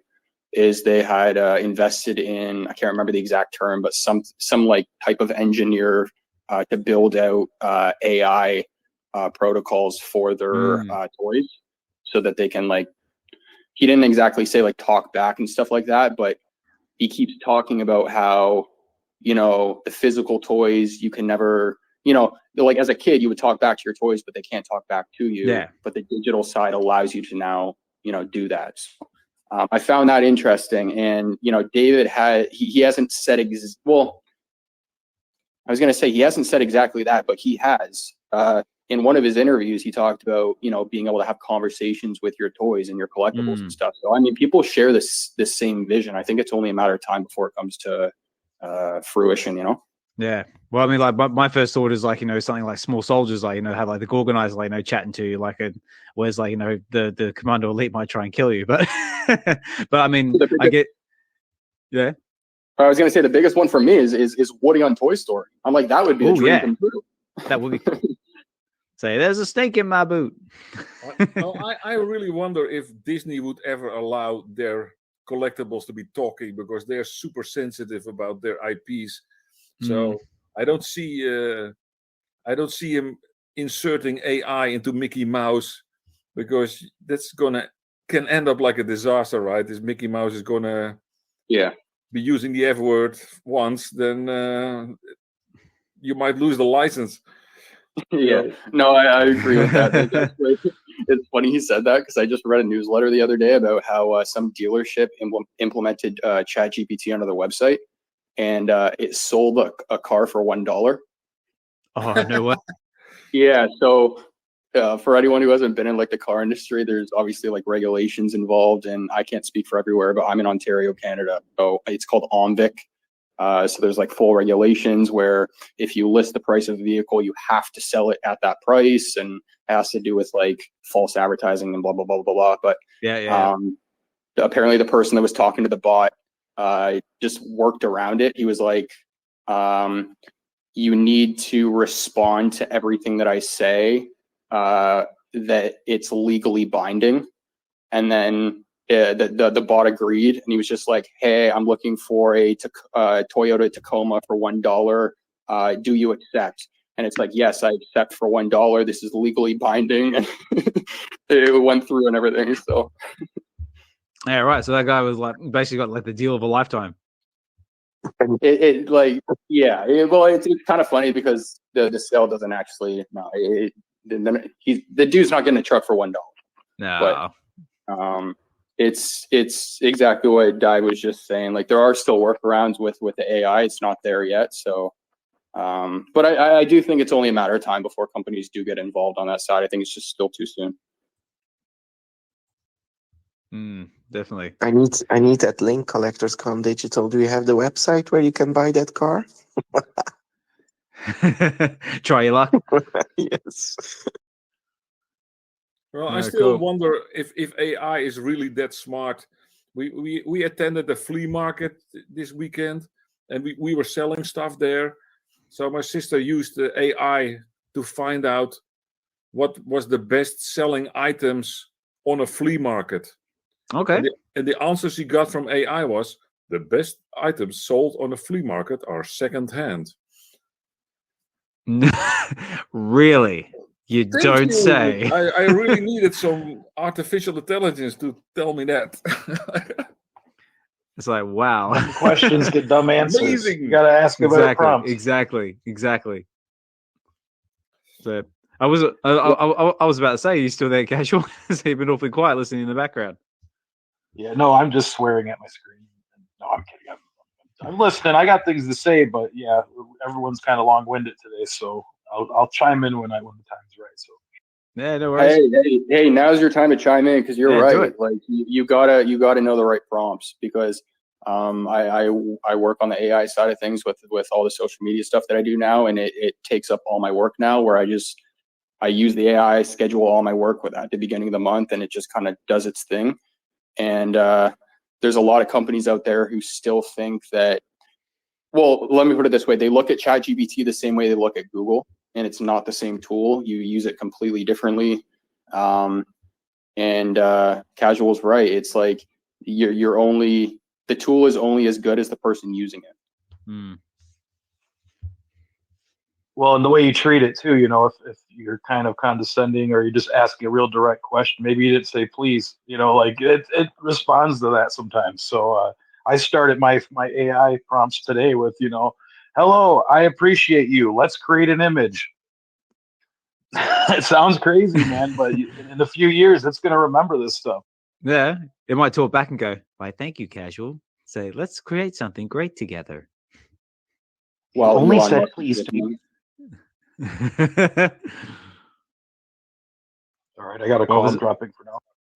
I was gonna say, what was that? Was that a little bit too much like HAL, like from 2001: Space Odyssey?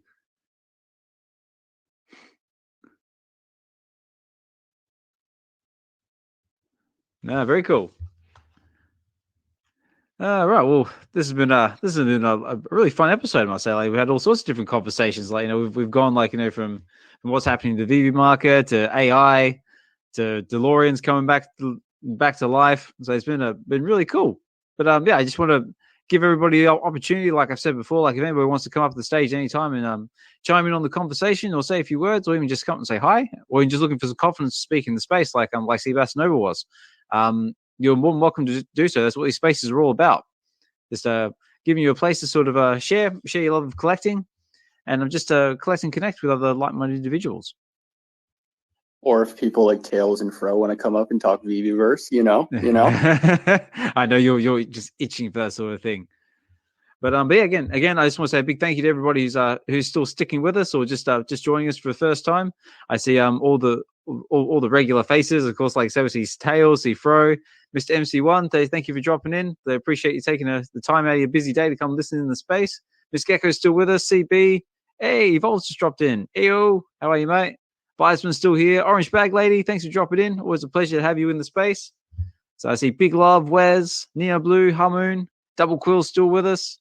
Green Goblin, Richard, Nos, Real Uncommon Podcast, all the fams here.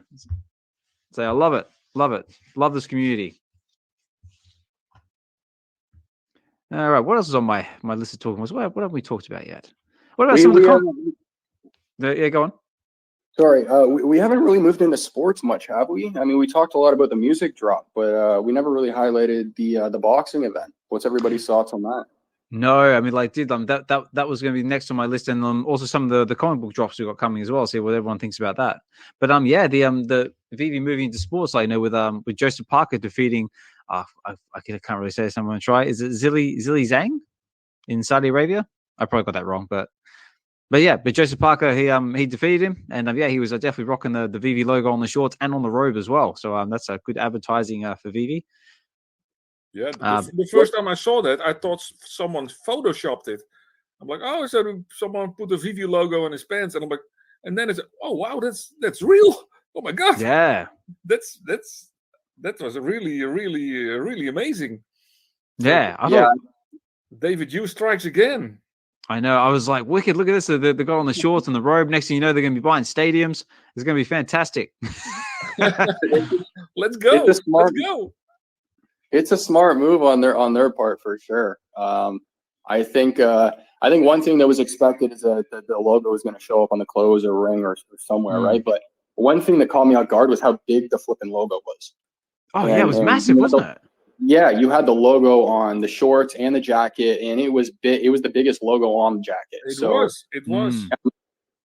To me, no confirmation here, but to me, what that tells me is that obviously they put the most money up front. So, I think they made a good call. Obviously, the fact that he won the fight makes it even better as well. I'm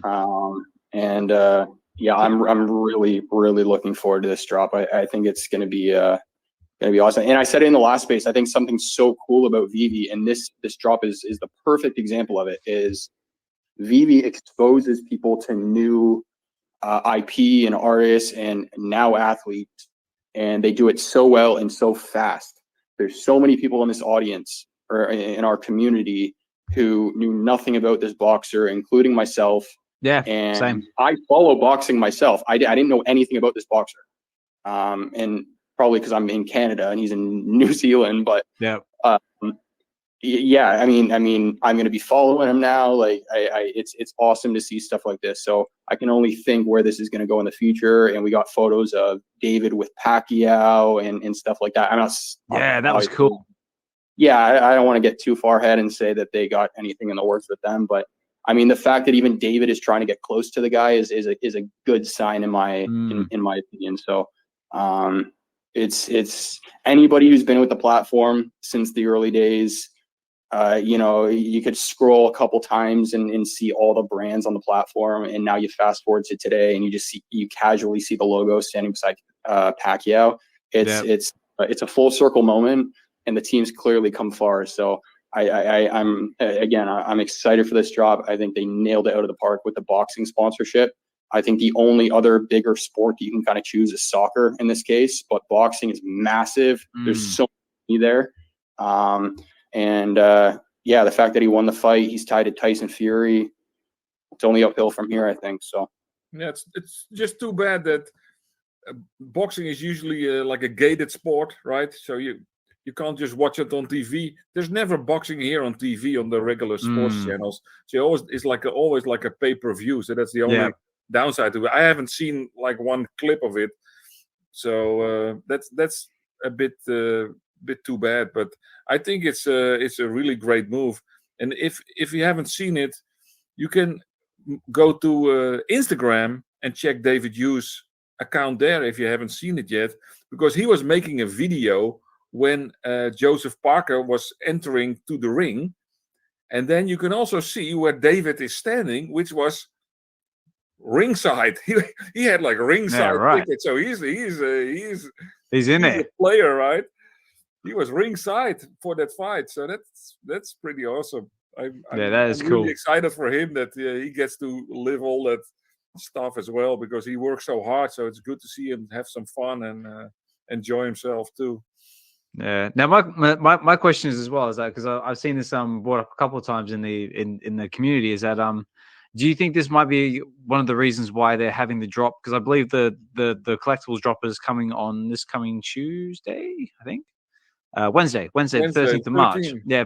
Because a lot of people are saying like, well, why didn't they drop this? Like, when he was doing the fight, when all the hype was there, it's like, well, maybe one of the reasons was they didn't want to drop it if he lost or something like that. Maybe it's like one of the outcomes of the fight. So now they've waited a couple of days and everyone's like, oh, he won the fight, so now I want all the merchandise. Or it's like, no, he lost the fight. I don't care about VeVe anymore. Do you think maybe yeah, go on. No, that's just a classic example of how our community reacts. Like there's pros and cons to everything. And there's pros and cons to them releasing it before the fight and after the fight. I mean, a simple con of them releasing after the fight is if he lost, right? Like, yeah, so there's ups and downs to everything. I think it's just our community kind of speculating and blowing it up more than they need to. No, that's classic FUD. I mean, if you're gonna sponsor somebody and support someone, and then you pull out your drop because you lose a fight, then you shouldn't be a sponsor in the first place, because that's boxer is a 1-to-1. So either you're going to win or you're going to lose. So, okay. I don't see anything happening where you would not have a drop if you lose a fight, because then you shouldn't be sponsoring boxers or anyone in the first place. That would be ridiculous. But there's always people coming up with negative stuff, whatever they do. Like with anything VeVe does, it's damned if you do, damned if you don't. Yeah, well, I think it's with any projects in general. Like, you're going to have your fudders no matter where you are. Yeah, exactly. So I think it's a great move. He seems like a very nice, cool guy. He's upcoming. I don't think they're going to sponsor Manny Pacquiao. I don't think. Yeah, he already retired 7 times, but so he could always come back for another fight. But that's going to be like maybe one fight. But I think Manny Pacquiao is already 39. He's one of the GOATs. I mean, he's from Philippines, so I know. Yeah. But I know Pacquiao because I'm originally from Western Australia. Like, and Manny Pacquiao is quite big over there as well. Yeah, he's huge. Boxing is huge in Philippines, but I don't see them sponsoring him. And he has he's like the richest man in the Philippines. He doesn't need our money. But I was wondering though, do you think they paid Joseph Parker in Omi or in New Zealand dollars? Ooh, question. Definitely dollars. Yeah. Yeah. Maybe I shouldn't use the word definitely here because obviously I don't know, but my guess is my guess is dollars. Yeah. Just some speculation, nation. Maybe they paid him in Omi a bit. It's a fair question. It's a fair question. Yeah. Or maybe they pay him in collectibles. Yeah. Maybe they give him a couple of VeVe logos and a couple of sub 41 mints. Yeah, maybe. Pacquiao is one of those fighters though where it's considered a national holiday in the Philippines when he fights. Like the entire country shuts down. Oh yeah, so that is true. Yeah, when Dive says he's a GOAT, he is. Yeah, he's like a god over there, basically. Oh man, yeah. Anybody who follows boxing, he's also a senator, huh? What's that? He's a senator. Is he? Yeah, he was at one point. I don't know if he still is. He was involved. Yeah. No, he still is, I think. Oh, is he? Yeah, he's a senator. I was actually walking around in Philippines. Yeah, no, he is. And I saw posters of him for his re-election. So there's there's election posters with Manny Pacquiao on it, and I saw it from the bus, and I was like almost shouting, "Stop the bus! Stop the bus! I want those posters! I want to rip them from the wall," but they were all over the place. I know. Here we go. According to Wikipedia, he was a senator of the Philippines, but he's not anymore. He was senator from 2016 to 2022. Ah, okay. Well, I haven't been to the Philippines in 2 years, so I missed that. No, excellent. So then comes the question. So they've sponsored Joseph Parker. Could possibly Josh Emmett be next, and maybe get their name into the UFC? Could that possibly? Well, okay. So what I was just talking about, how the community blows stuff up. That's actually a really good example. That's the next one. Well, okay. So I have mixed feelings about this one because, of course, I want to support him. Absolutely. But at the same time, if I put myself in the shoes of VeVe can't cater to our community every single time. So if all of a sudden we have some other fighter pop up in the community and go, "Hey, I collect VeVe collectibles," and then our community goes, "Hey, now VeVe needs to drop collectibles with this athlete," like they can't cater to every single person, right? So I think it would be awesome if they do drop collectibles, because we've already seen Josh kind of involved with the community over in France. But within reason, because like I said, if this happens again, they can't cater to every person that comes in. It would be good to find like an up and coming tennis player, something like that. So like in a different sport to appeal other demographics, right? Because you can't sponsor like 7 fighters, right? I think it would be much smarter to either sponsor a tennis player, or maybe a cycling team, or a speed skater if you want to reach everybody in the Netherlands, or a Jeu de Boule player if you want to reach people in France, or possibly maybe Formula One, because we've got cars. F1 is another good one. I'd probably say F1 is a really good one. MC could actually probably speak on that. I see him down there. I know he's involved with the McLaren team, but F1 is a good one. Soccer, boxing, and then those would be the main ones that come to mind when it comes to sports. Yeah, those are crazy expensive. Those are F1. Expensive. They're crazy expensive, but at the same time, we also just witnessed VeVe sponsor an event with their logo being the biggest one on his clothes. So I mean, they got some money to put forward. What I would say though is, outside of sports, I think a massive potential is esports. I think that industry is, and especially in Asia, when we're talking World of Warcraft and Warhammer and that type of stuff, like some of these tournaments, like we got 14, 16-year-olds who are winning multiple millions of dollars at a single tournament. Like this is an industry where there's so much money, but it's still underground. We have tournaments taking place in previous Olympic stadiums. These esports tournaments are taking over these types of venues. They're massive, and the money there is unreal. So I think the potential for VeVe to sponsor events like that is there. They've already sponsored gaming events, which is a good sign. But if they ramp it up on that side, I think the potential is huge. Well, if I may make a suggestion, I don't think it would be that smart as a company that promotes CO2 neutral digital collectibles and then sponsor a team with cars that guzzle petrol. But they might sponsor the electric F1. That's an upcoming sport. It's new, and it's also CO2 neutral. And then you have a match. Yeah? That's absolutely fair. Yeah, that's fair. That's fair. That works. Casual. A bit cheaper. Yeah, I was going to say, like Dice said, cycling. Tour de France is coming up, and that's true. I think that would be a great one.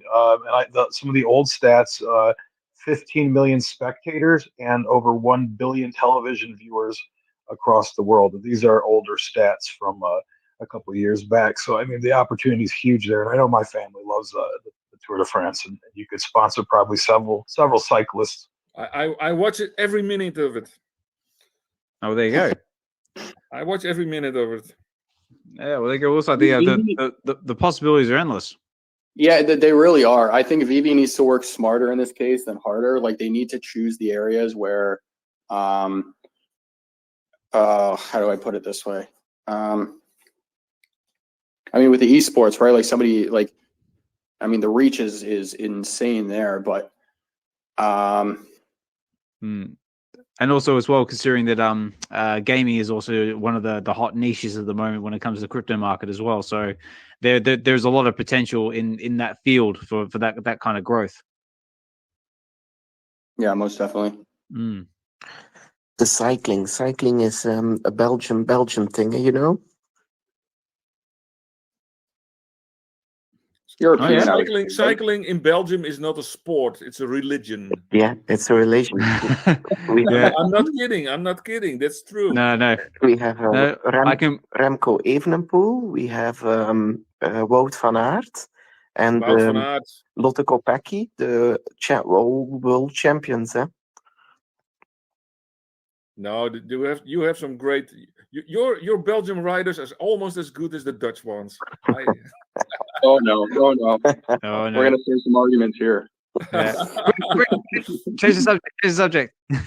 No, what I was saying though, because I did kind of lose my train of thought there for a sec, is when I said work smarter versus harder, I mean the auto industry is perfect for that because you already have platforms on the industry like Lambo, but then if you connect Lambo to another company like Audi or Bentley, who's in the same auto group, Audi has already been seen in Cavernous. Bentley did their concept reveal inside Cavernous. They're all part of the same auto group, right?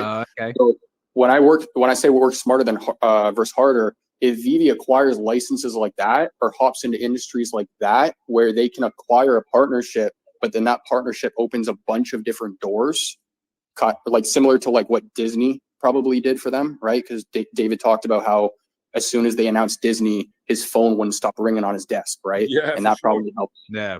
So stuff like that they need to do, and I think sponsoring an event like boxing is fantastic. It's fantastic. Like the next step to that now is we need a big ass, pardon my language, logo on the side of the ring, right? And it be like a bit of a bigger event, and we have an event that makes hundreds of millions of dollars in a single night that, you know, is televising the VeVe logo. It's fantastic. We've been talking about sponsorship for half an hour and nobody mentions the Super Bowl. Are there no Americans on the stage? I'm not fully convinced that the Super Bowl would be a right move for VeVe. Can I ask you why? Like, can I ask you if they ran an advertisement in the Super Bowl?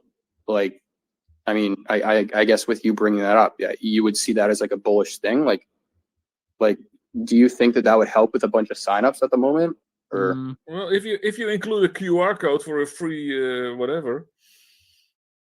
I think the amount of money you got to spend on an ad to do something like that, and then the time that we're in, it's not gonna convert properly.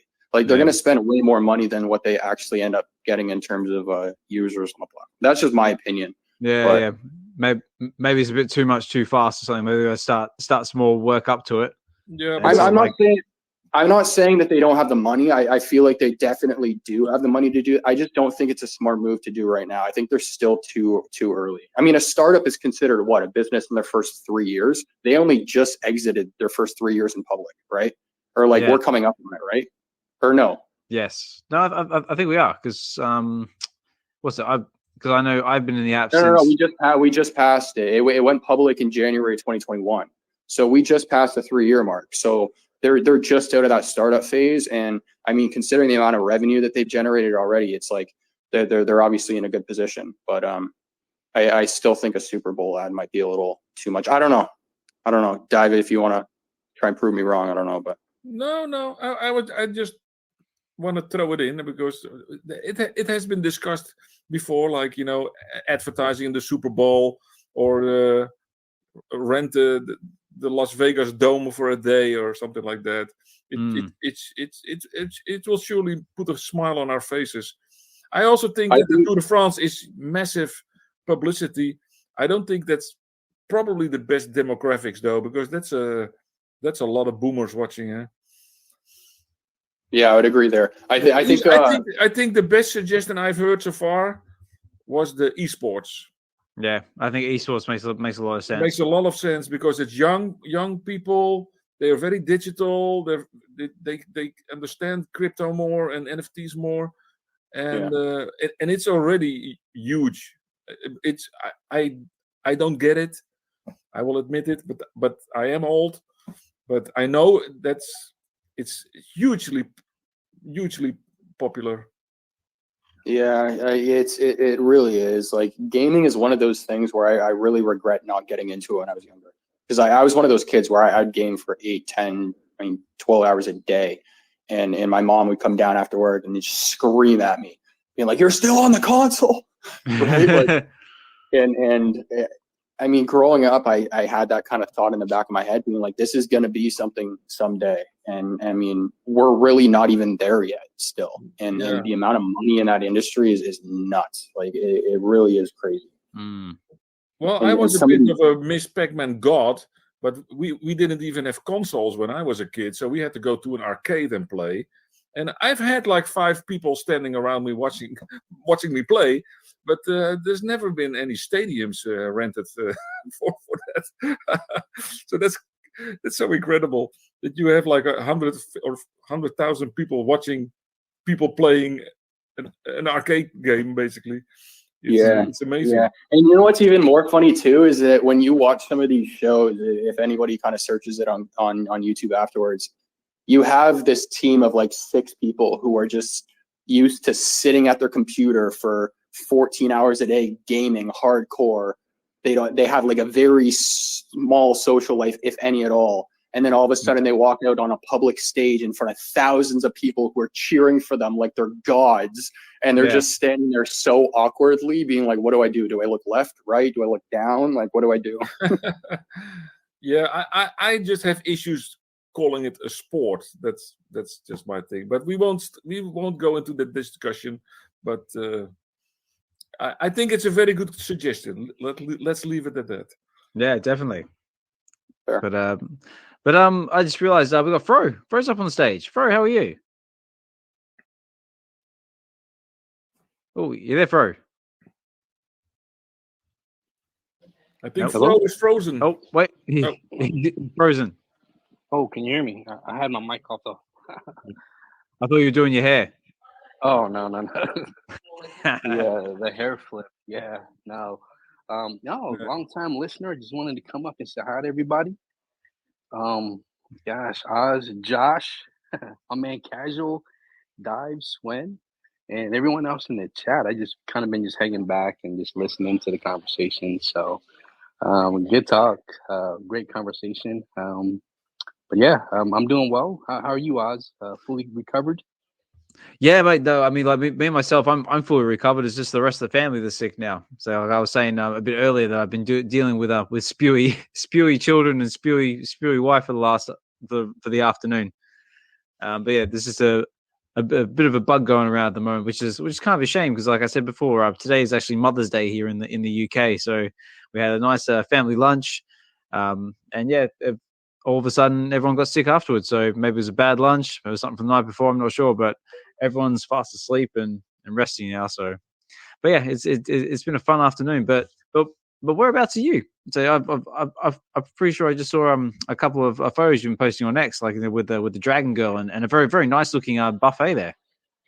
Yeah, I got I'm hanging out with family today, and my brother Nan's supposed to be coming back over. And just kind of lazy Sunday, man. Just nice. Just hanging out, enjoying company, and just good food, good drinks, and just pretty much that's pretty much it, man. Just plus nice. I've been listening this whole time, and that's my day is really boring and just kind of hanging out. Not exciting. Nice. Oh, you need days like that, don't you? Like nice, chilled, recharge days, spend some time with the family. Nice one. I can also tell you that I just told you we went to a flea market to sell stuff to make a bit of money. And before we even sold something, I was walking around, and before I knew it, I bought some Funko Pops, which was my first. And I don't even need another collection, but David, you made me do it. So now I have Funko Pops in my living room. Tell you what, And now I need more. I need more. Funny enough, I've actually done the exact same thing. They're so addictive. They really are. You buy one, and any collectible that has the packaging where it shows check off the one of 6 that you have of the set, right? And then you look at that as it's sitting on your shelf, being like, "Damn, I'm missing the other 5." Right? You go back to the store and like pick up the other 5, and then next thing you know, you have 50 on your shelf. Yeah, I bought Morpheus from Matrix. Nice. Because that's a cool character.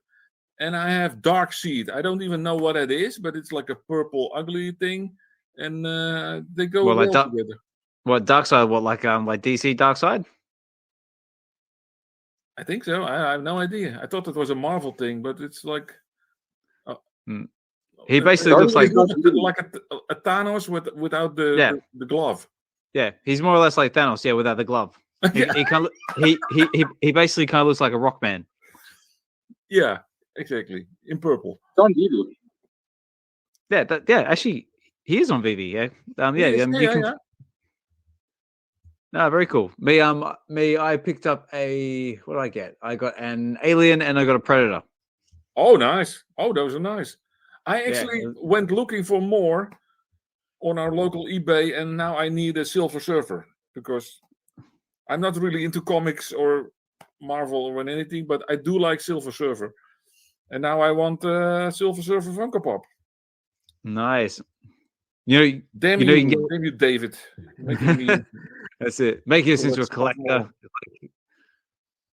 It amazes me how many variations of those things they have. Just imagine their factories, like how they're popping those things out for so many different variations. It's crazy. Oh, mate.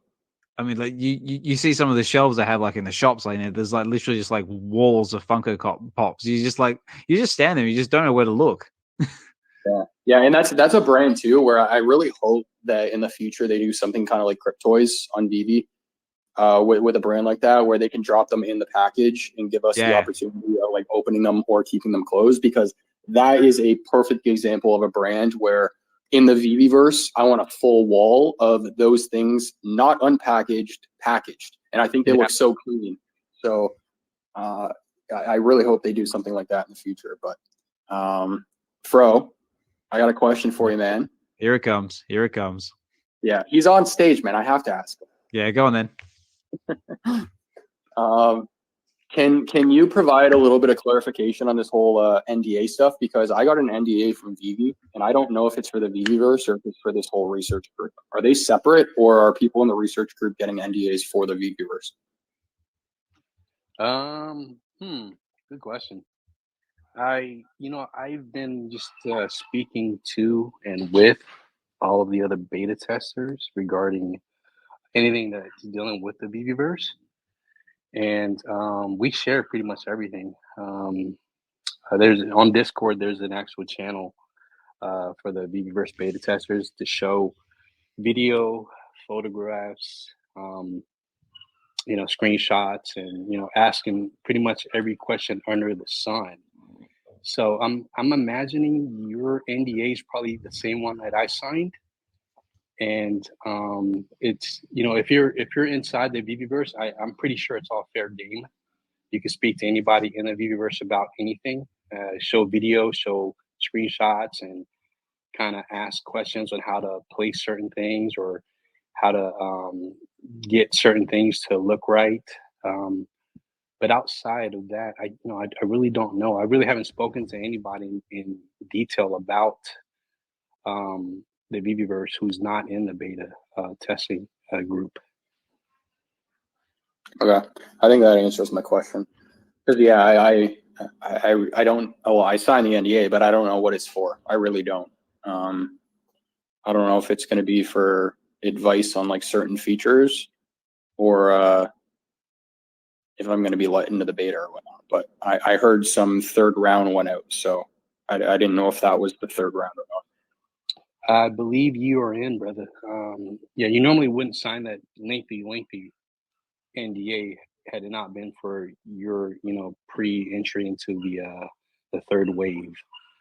So, I mean, when I got it, I pretty much did the same thing. It took me about a day just to read over what I was actually signing for. And once I pretty much understood, then I'm like, okay, this is, VeVeverse related, and I went ahead and signed it. So I'd imagine you are doing the same exact thing, and they're just kind of getting you through the process right now.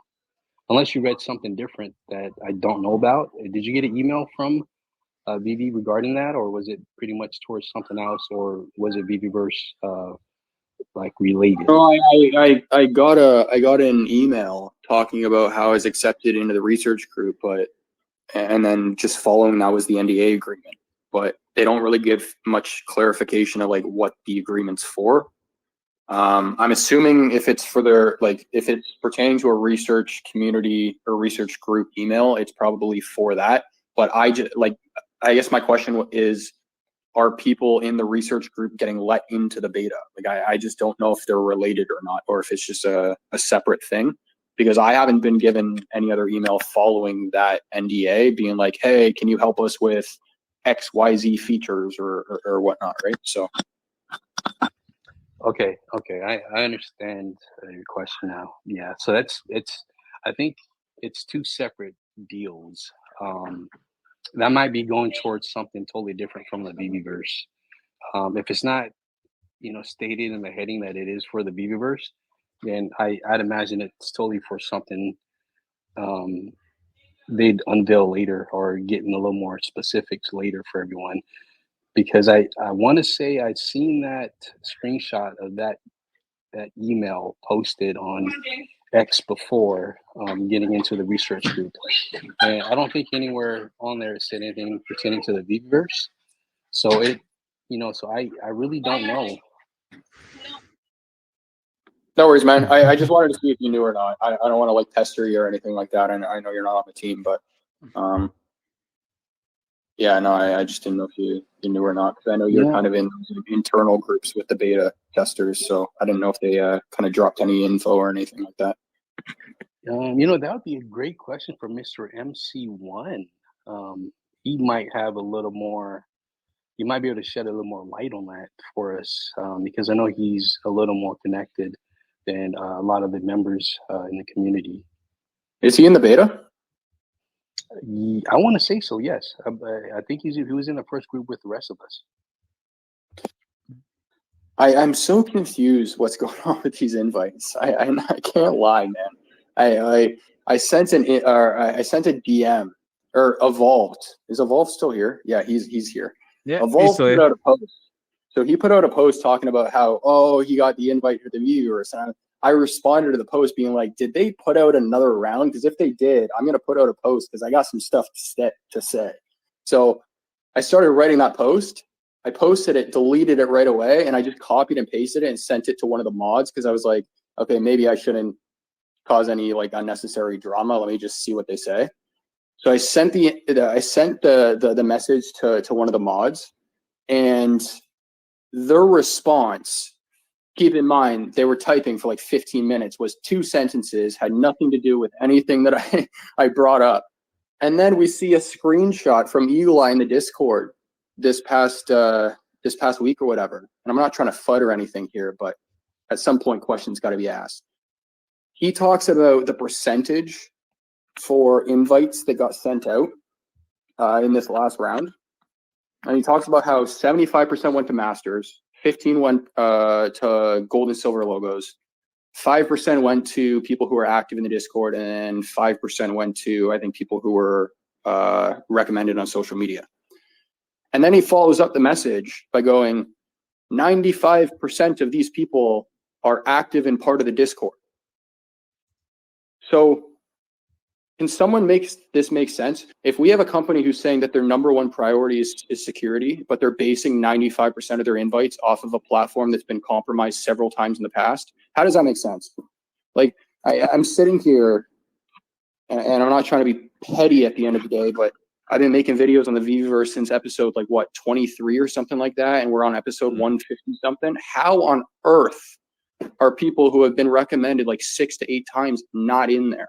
So I just don't get what these mods are doing with these invites. I really don't. I'm not trying to FUD, but at the end of the sorry. Yeah, you're getting a bit grumpy here.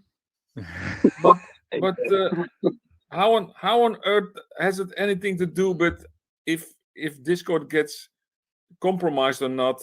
Has anything to do with inviting people for a beta testing? Because that doesn't. Discord being breached doesn't mean your beta test will be breached. There's nothing to do with each other. No, that's not my point. My point is that if your company is their number one priority and their narrative that they're trying to push is security, why are you basing the invites that you're sending to your number one product off of a platform that doesn't have proper security? Like, if anything, their home base that they've established is on X, right? I see them most active on X. People who are most active in the community are on X. There's even people on X saying that they're not in the Discord and stuff like that. So why are 95% of invites being sent to people who are in that group versus other platforms? The only thing I can say is I'm a master collector. I have 2 VeVe logos, and I'm in the top 25 of Discord, and I have not been invited. The only thing I can guess is that they highly recommend me not to invite me, but that's all I can say about it. Yeah, but that's fair. That's fair. But again, that's different from the point I'm trying to make. All I'm saying, and I'm not saying 100% of master collectors should be in. All I'm saying is that if you're saying your number one priority is security, the invites that you're sending to people shouldn't be based off of a platform that's had issues with their security. That's all I'm saying. Yeah, fair enough. You're still a bit grumpy, though. No. I'm not grumpy. I'm just straightforward. It's a little harder to get this stuff across when your face isn't on like a Zoom call. That's all. That's all I'm saying. Like, it's just that's all I'm saying. And with regards to like cutting you off earlier as well, I'm in Canada. I think you're in Europe. There's a bit of a delay between you and I because there's an ocean. So I'm not trying to like cut you off or anything, man. No worries. I'm that's not all a I got. millennial. I'm not sensitive. I'm a boomer. I can take it. It's all good. Like this is all good. It's all good constructive conversation. It's good. It makes for good talking points and brings a little flavor to the show. But we've got Noz up on the stage, and just to give you guys a little bit of fair warning, I've got to start wrapping up shortly because it is getting late here in the UK. But we'll keep it going for a little bit longer, just give everyone a chance to speak. But Noz, how are you, mate? I'm good, brother. If you want go ahead and take care of Sven first. He had his hand up before mine. Thank you, though. Oh yeah, no worries, mate. Yeah, Sven, did you want to jump in real quick, mate? Yeah, the thing he was telling Collectors Gone Digital is I noticed it too on Auxerre that they are trying to push the Discord channel more, and the mods on the Discord channel told me they want to push it more because the Twitter for them is a bit more toxic. Although I did tell him all the fan base is almost all the time on Twitter. Yeah, they're still trying to push their agenda with the Discord in front of everything. But even the giveaways and other things are on Discord. But I'm not that much on Discord, and I noticed it too that they want to push a bit more the Discord. Yeah. Discord is easier to moderate than Twitter, right? Correct. So I was about to say exactly what Dive just said. That's the main reason why Discord is the primary place as far as VeVe stuff. But to kind of answer your question earlier, Josh, I mean, I spoke to a lot of the guys when it comes down to when they did the first wave. I got invited to first wave for beta. They wanted a big group of people from all sorts, from collectors all the way down to the people who are still involved with the community, maybe not the most collections, things like that. But they had a big group of people. And from that first wave, they kind of learned who to invite for the second wave. Because although I am a beta tester, and when you were saying, like, I can't believe whoever's in the beta test, not in it all the time, I'll be 100% straight with you. I was in it for the first 3 days, and I left.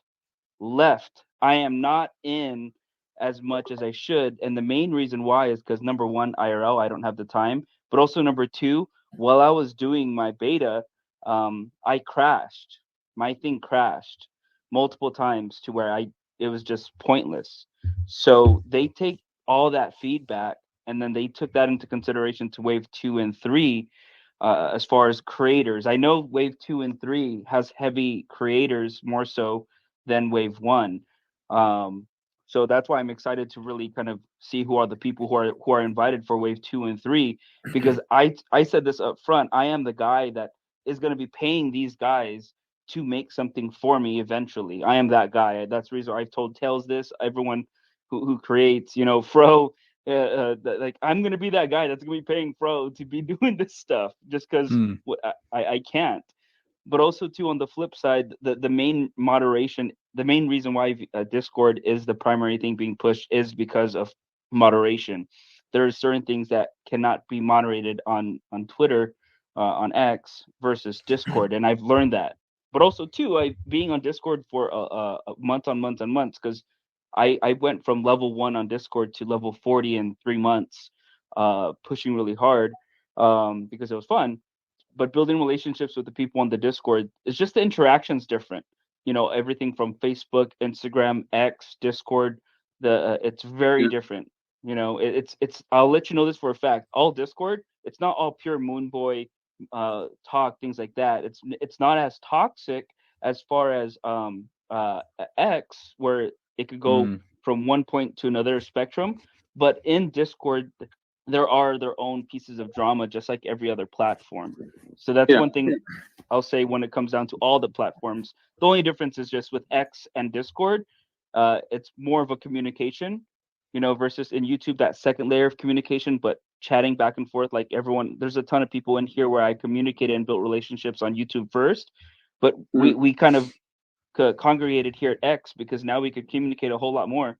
I mean, I have conversations with Hinano, and I used to have full-blown conversations through paragraphs on YouTube. You know what I mean?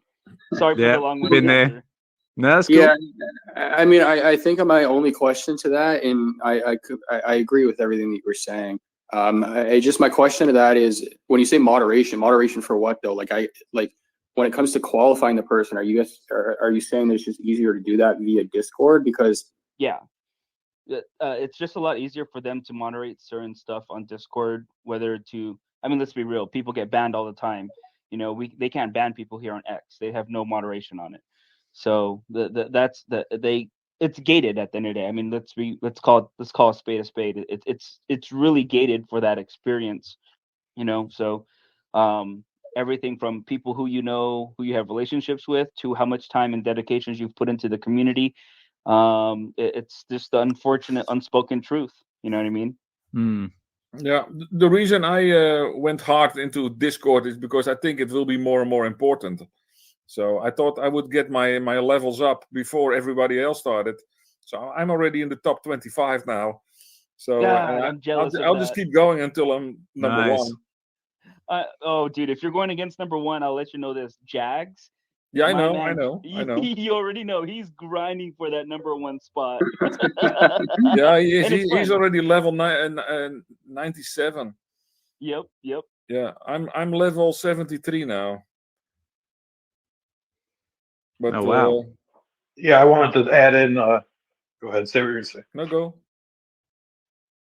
No, I was gonna add in, the main thing about Discord is you can measure like all levels of engagement, and you can reward lots of levels of engagement, you know, with all the tiers and all that stuff, like, you know, security aside or whatnot. But, you know, Twitter, they're just having to track, you know, keywords and hashtags and the engagement on their own personal profile. But yeah, you're able to monitor all individuals on Discord and harbor a positive community and keep the messaging, you know, aligned with the branding and stuff. Like, you go on Twitter, I posted the fake golden moments thing. You know what I'm saying?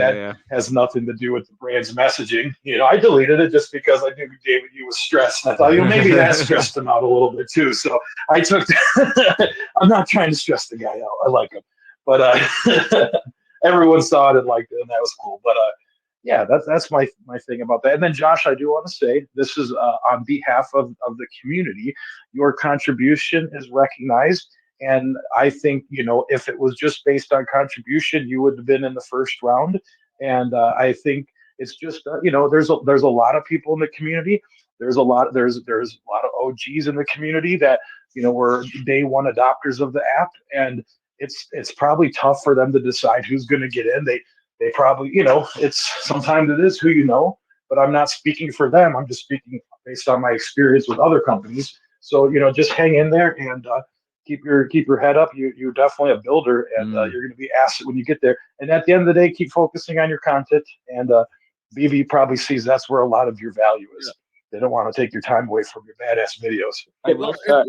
Since we're among friends now, you know, we're just a small group here.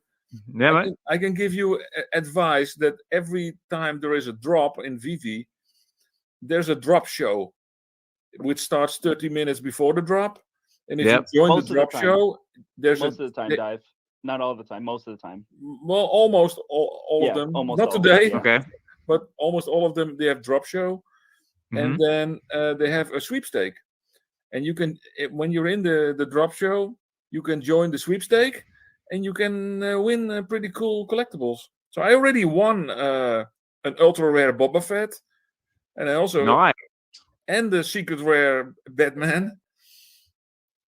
So join the sweepstake, because usually there's only like 45 or 50 people playing. So if you play like 3 times a week, you're gonna win something eventually. Yeah, and they also gate it. Like if you won once, you can't join for another 30 days.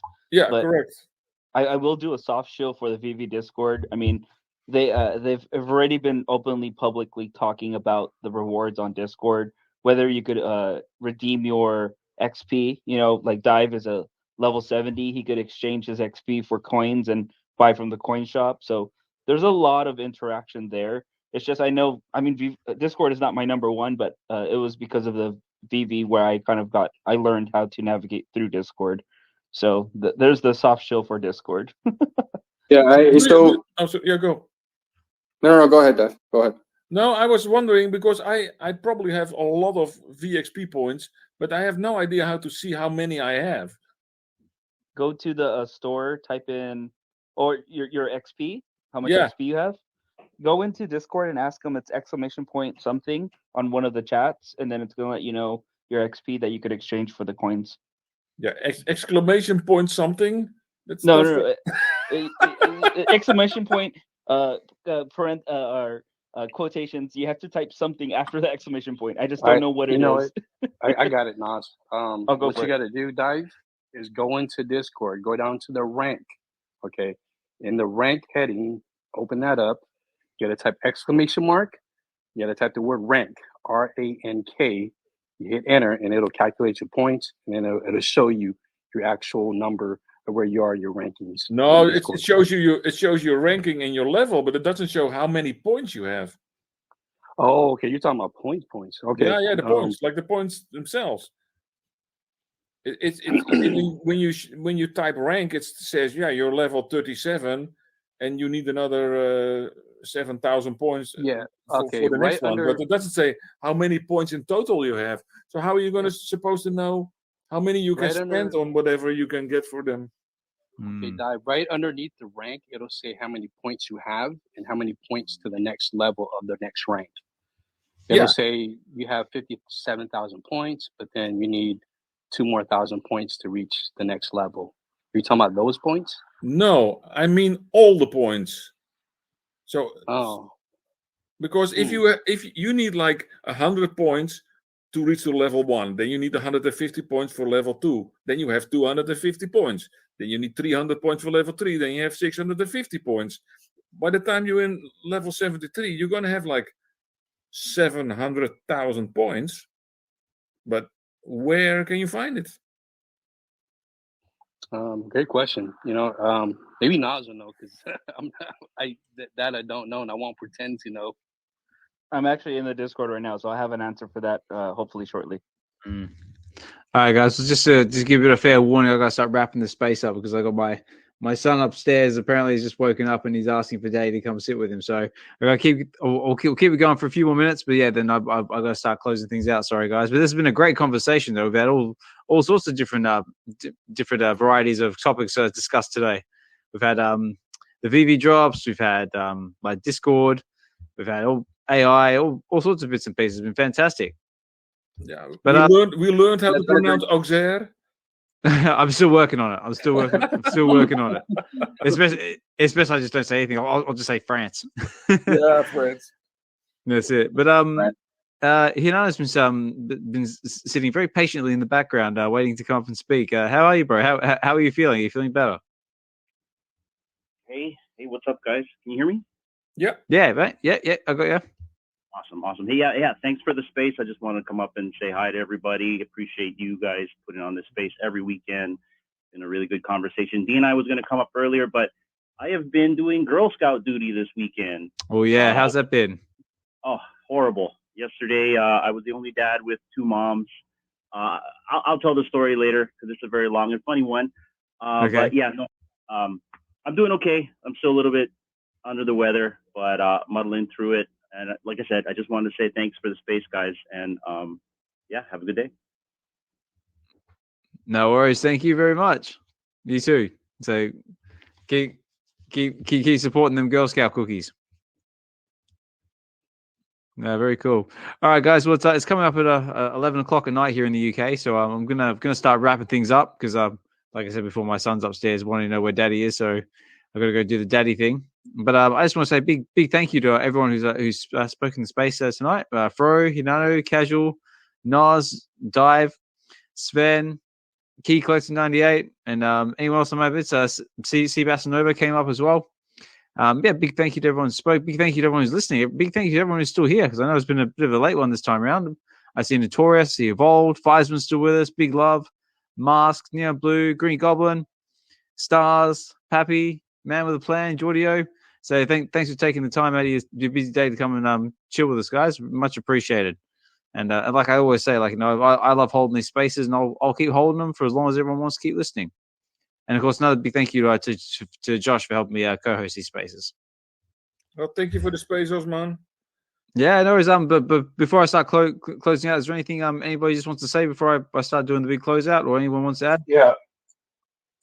Right now I'm heading over to the reset. Yes. I pinned it over. Miss Gecko, Metamona, Dave. Yep. Support the community. See you guys there. Yeah, it's already midnight here, so I think I'm heading to bed.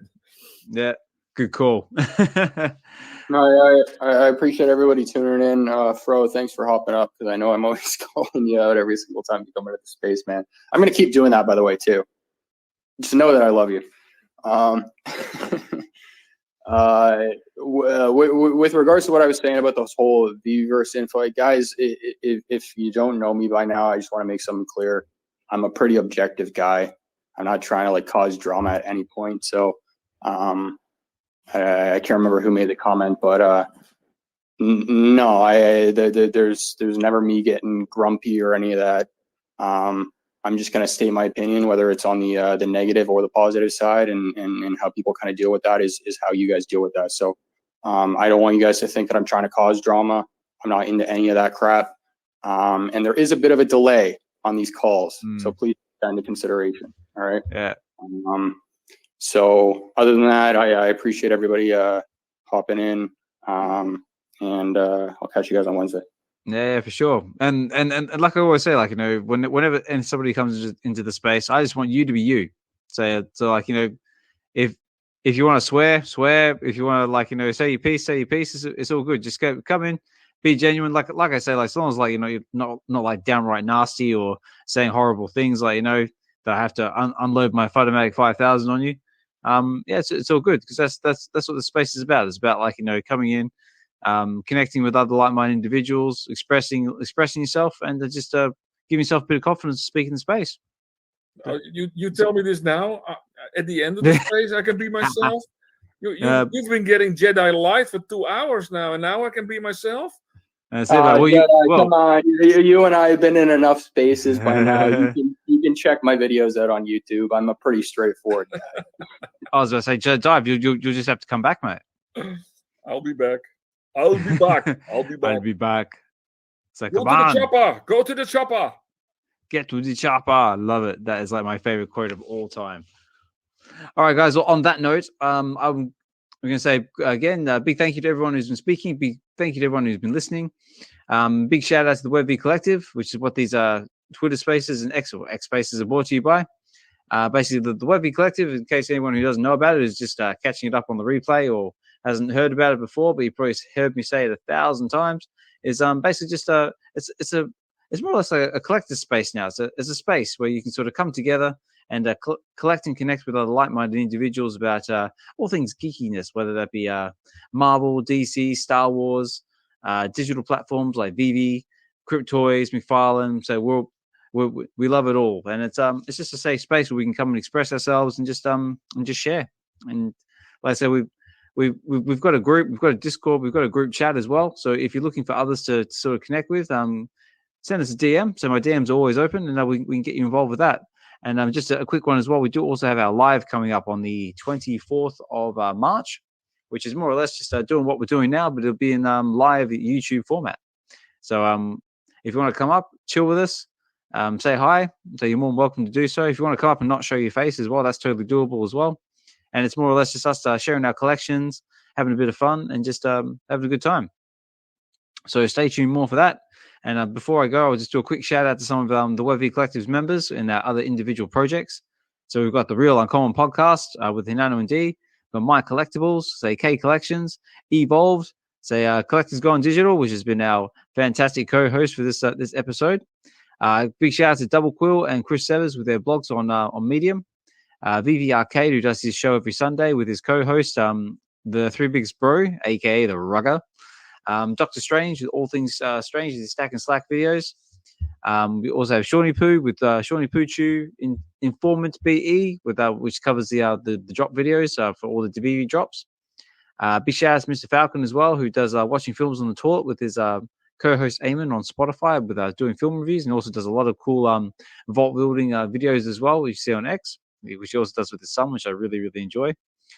Big shout out to Olga MKC with her MetaKitties project that she has on OpenSea. You might see on X from time to time.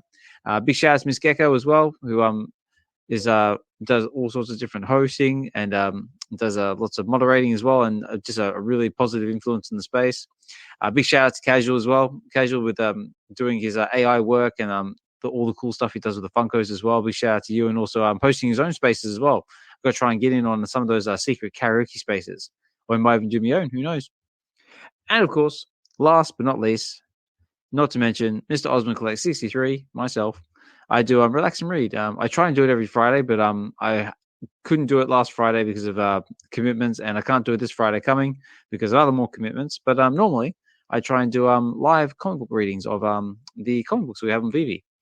And the one I'm going to try and get out this week, not next week, the week after, is Astonishing Tales number 44, I believe it was, which is the one I had lined up next, which was the first appearance of Janet Van Dyne as the Wasp. So stay tuned for that one. But of course, if you want to check some of the previous streams over on my YouTube channel, Ozman Collect 63, check it out and give it a like, comment, and subscribe if you feel inclined to do so. And also as well, if you just want to catch these episodes on the replay, they will be available on the VeVe Collective's YouTube channel, where you can find VeVe Weekends and VeVe Wednesday episodes. And on that note, I'm going to say goodnight because it's getting really late, and I've got the wife crying at me texting me on the phone saying shut up. So on that note, guys, I'm going to say good night, have a good one, take care, and we'll talk more soon.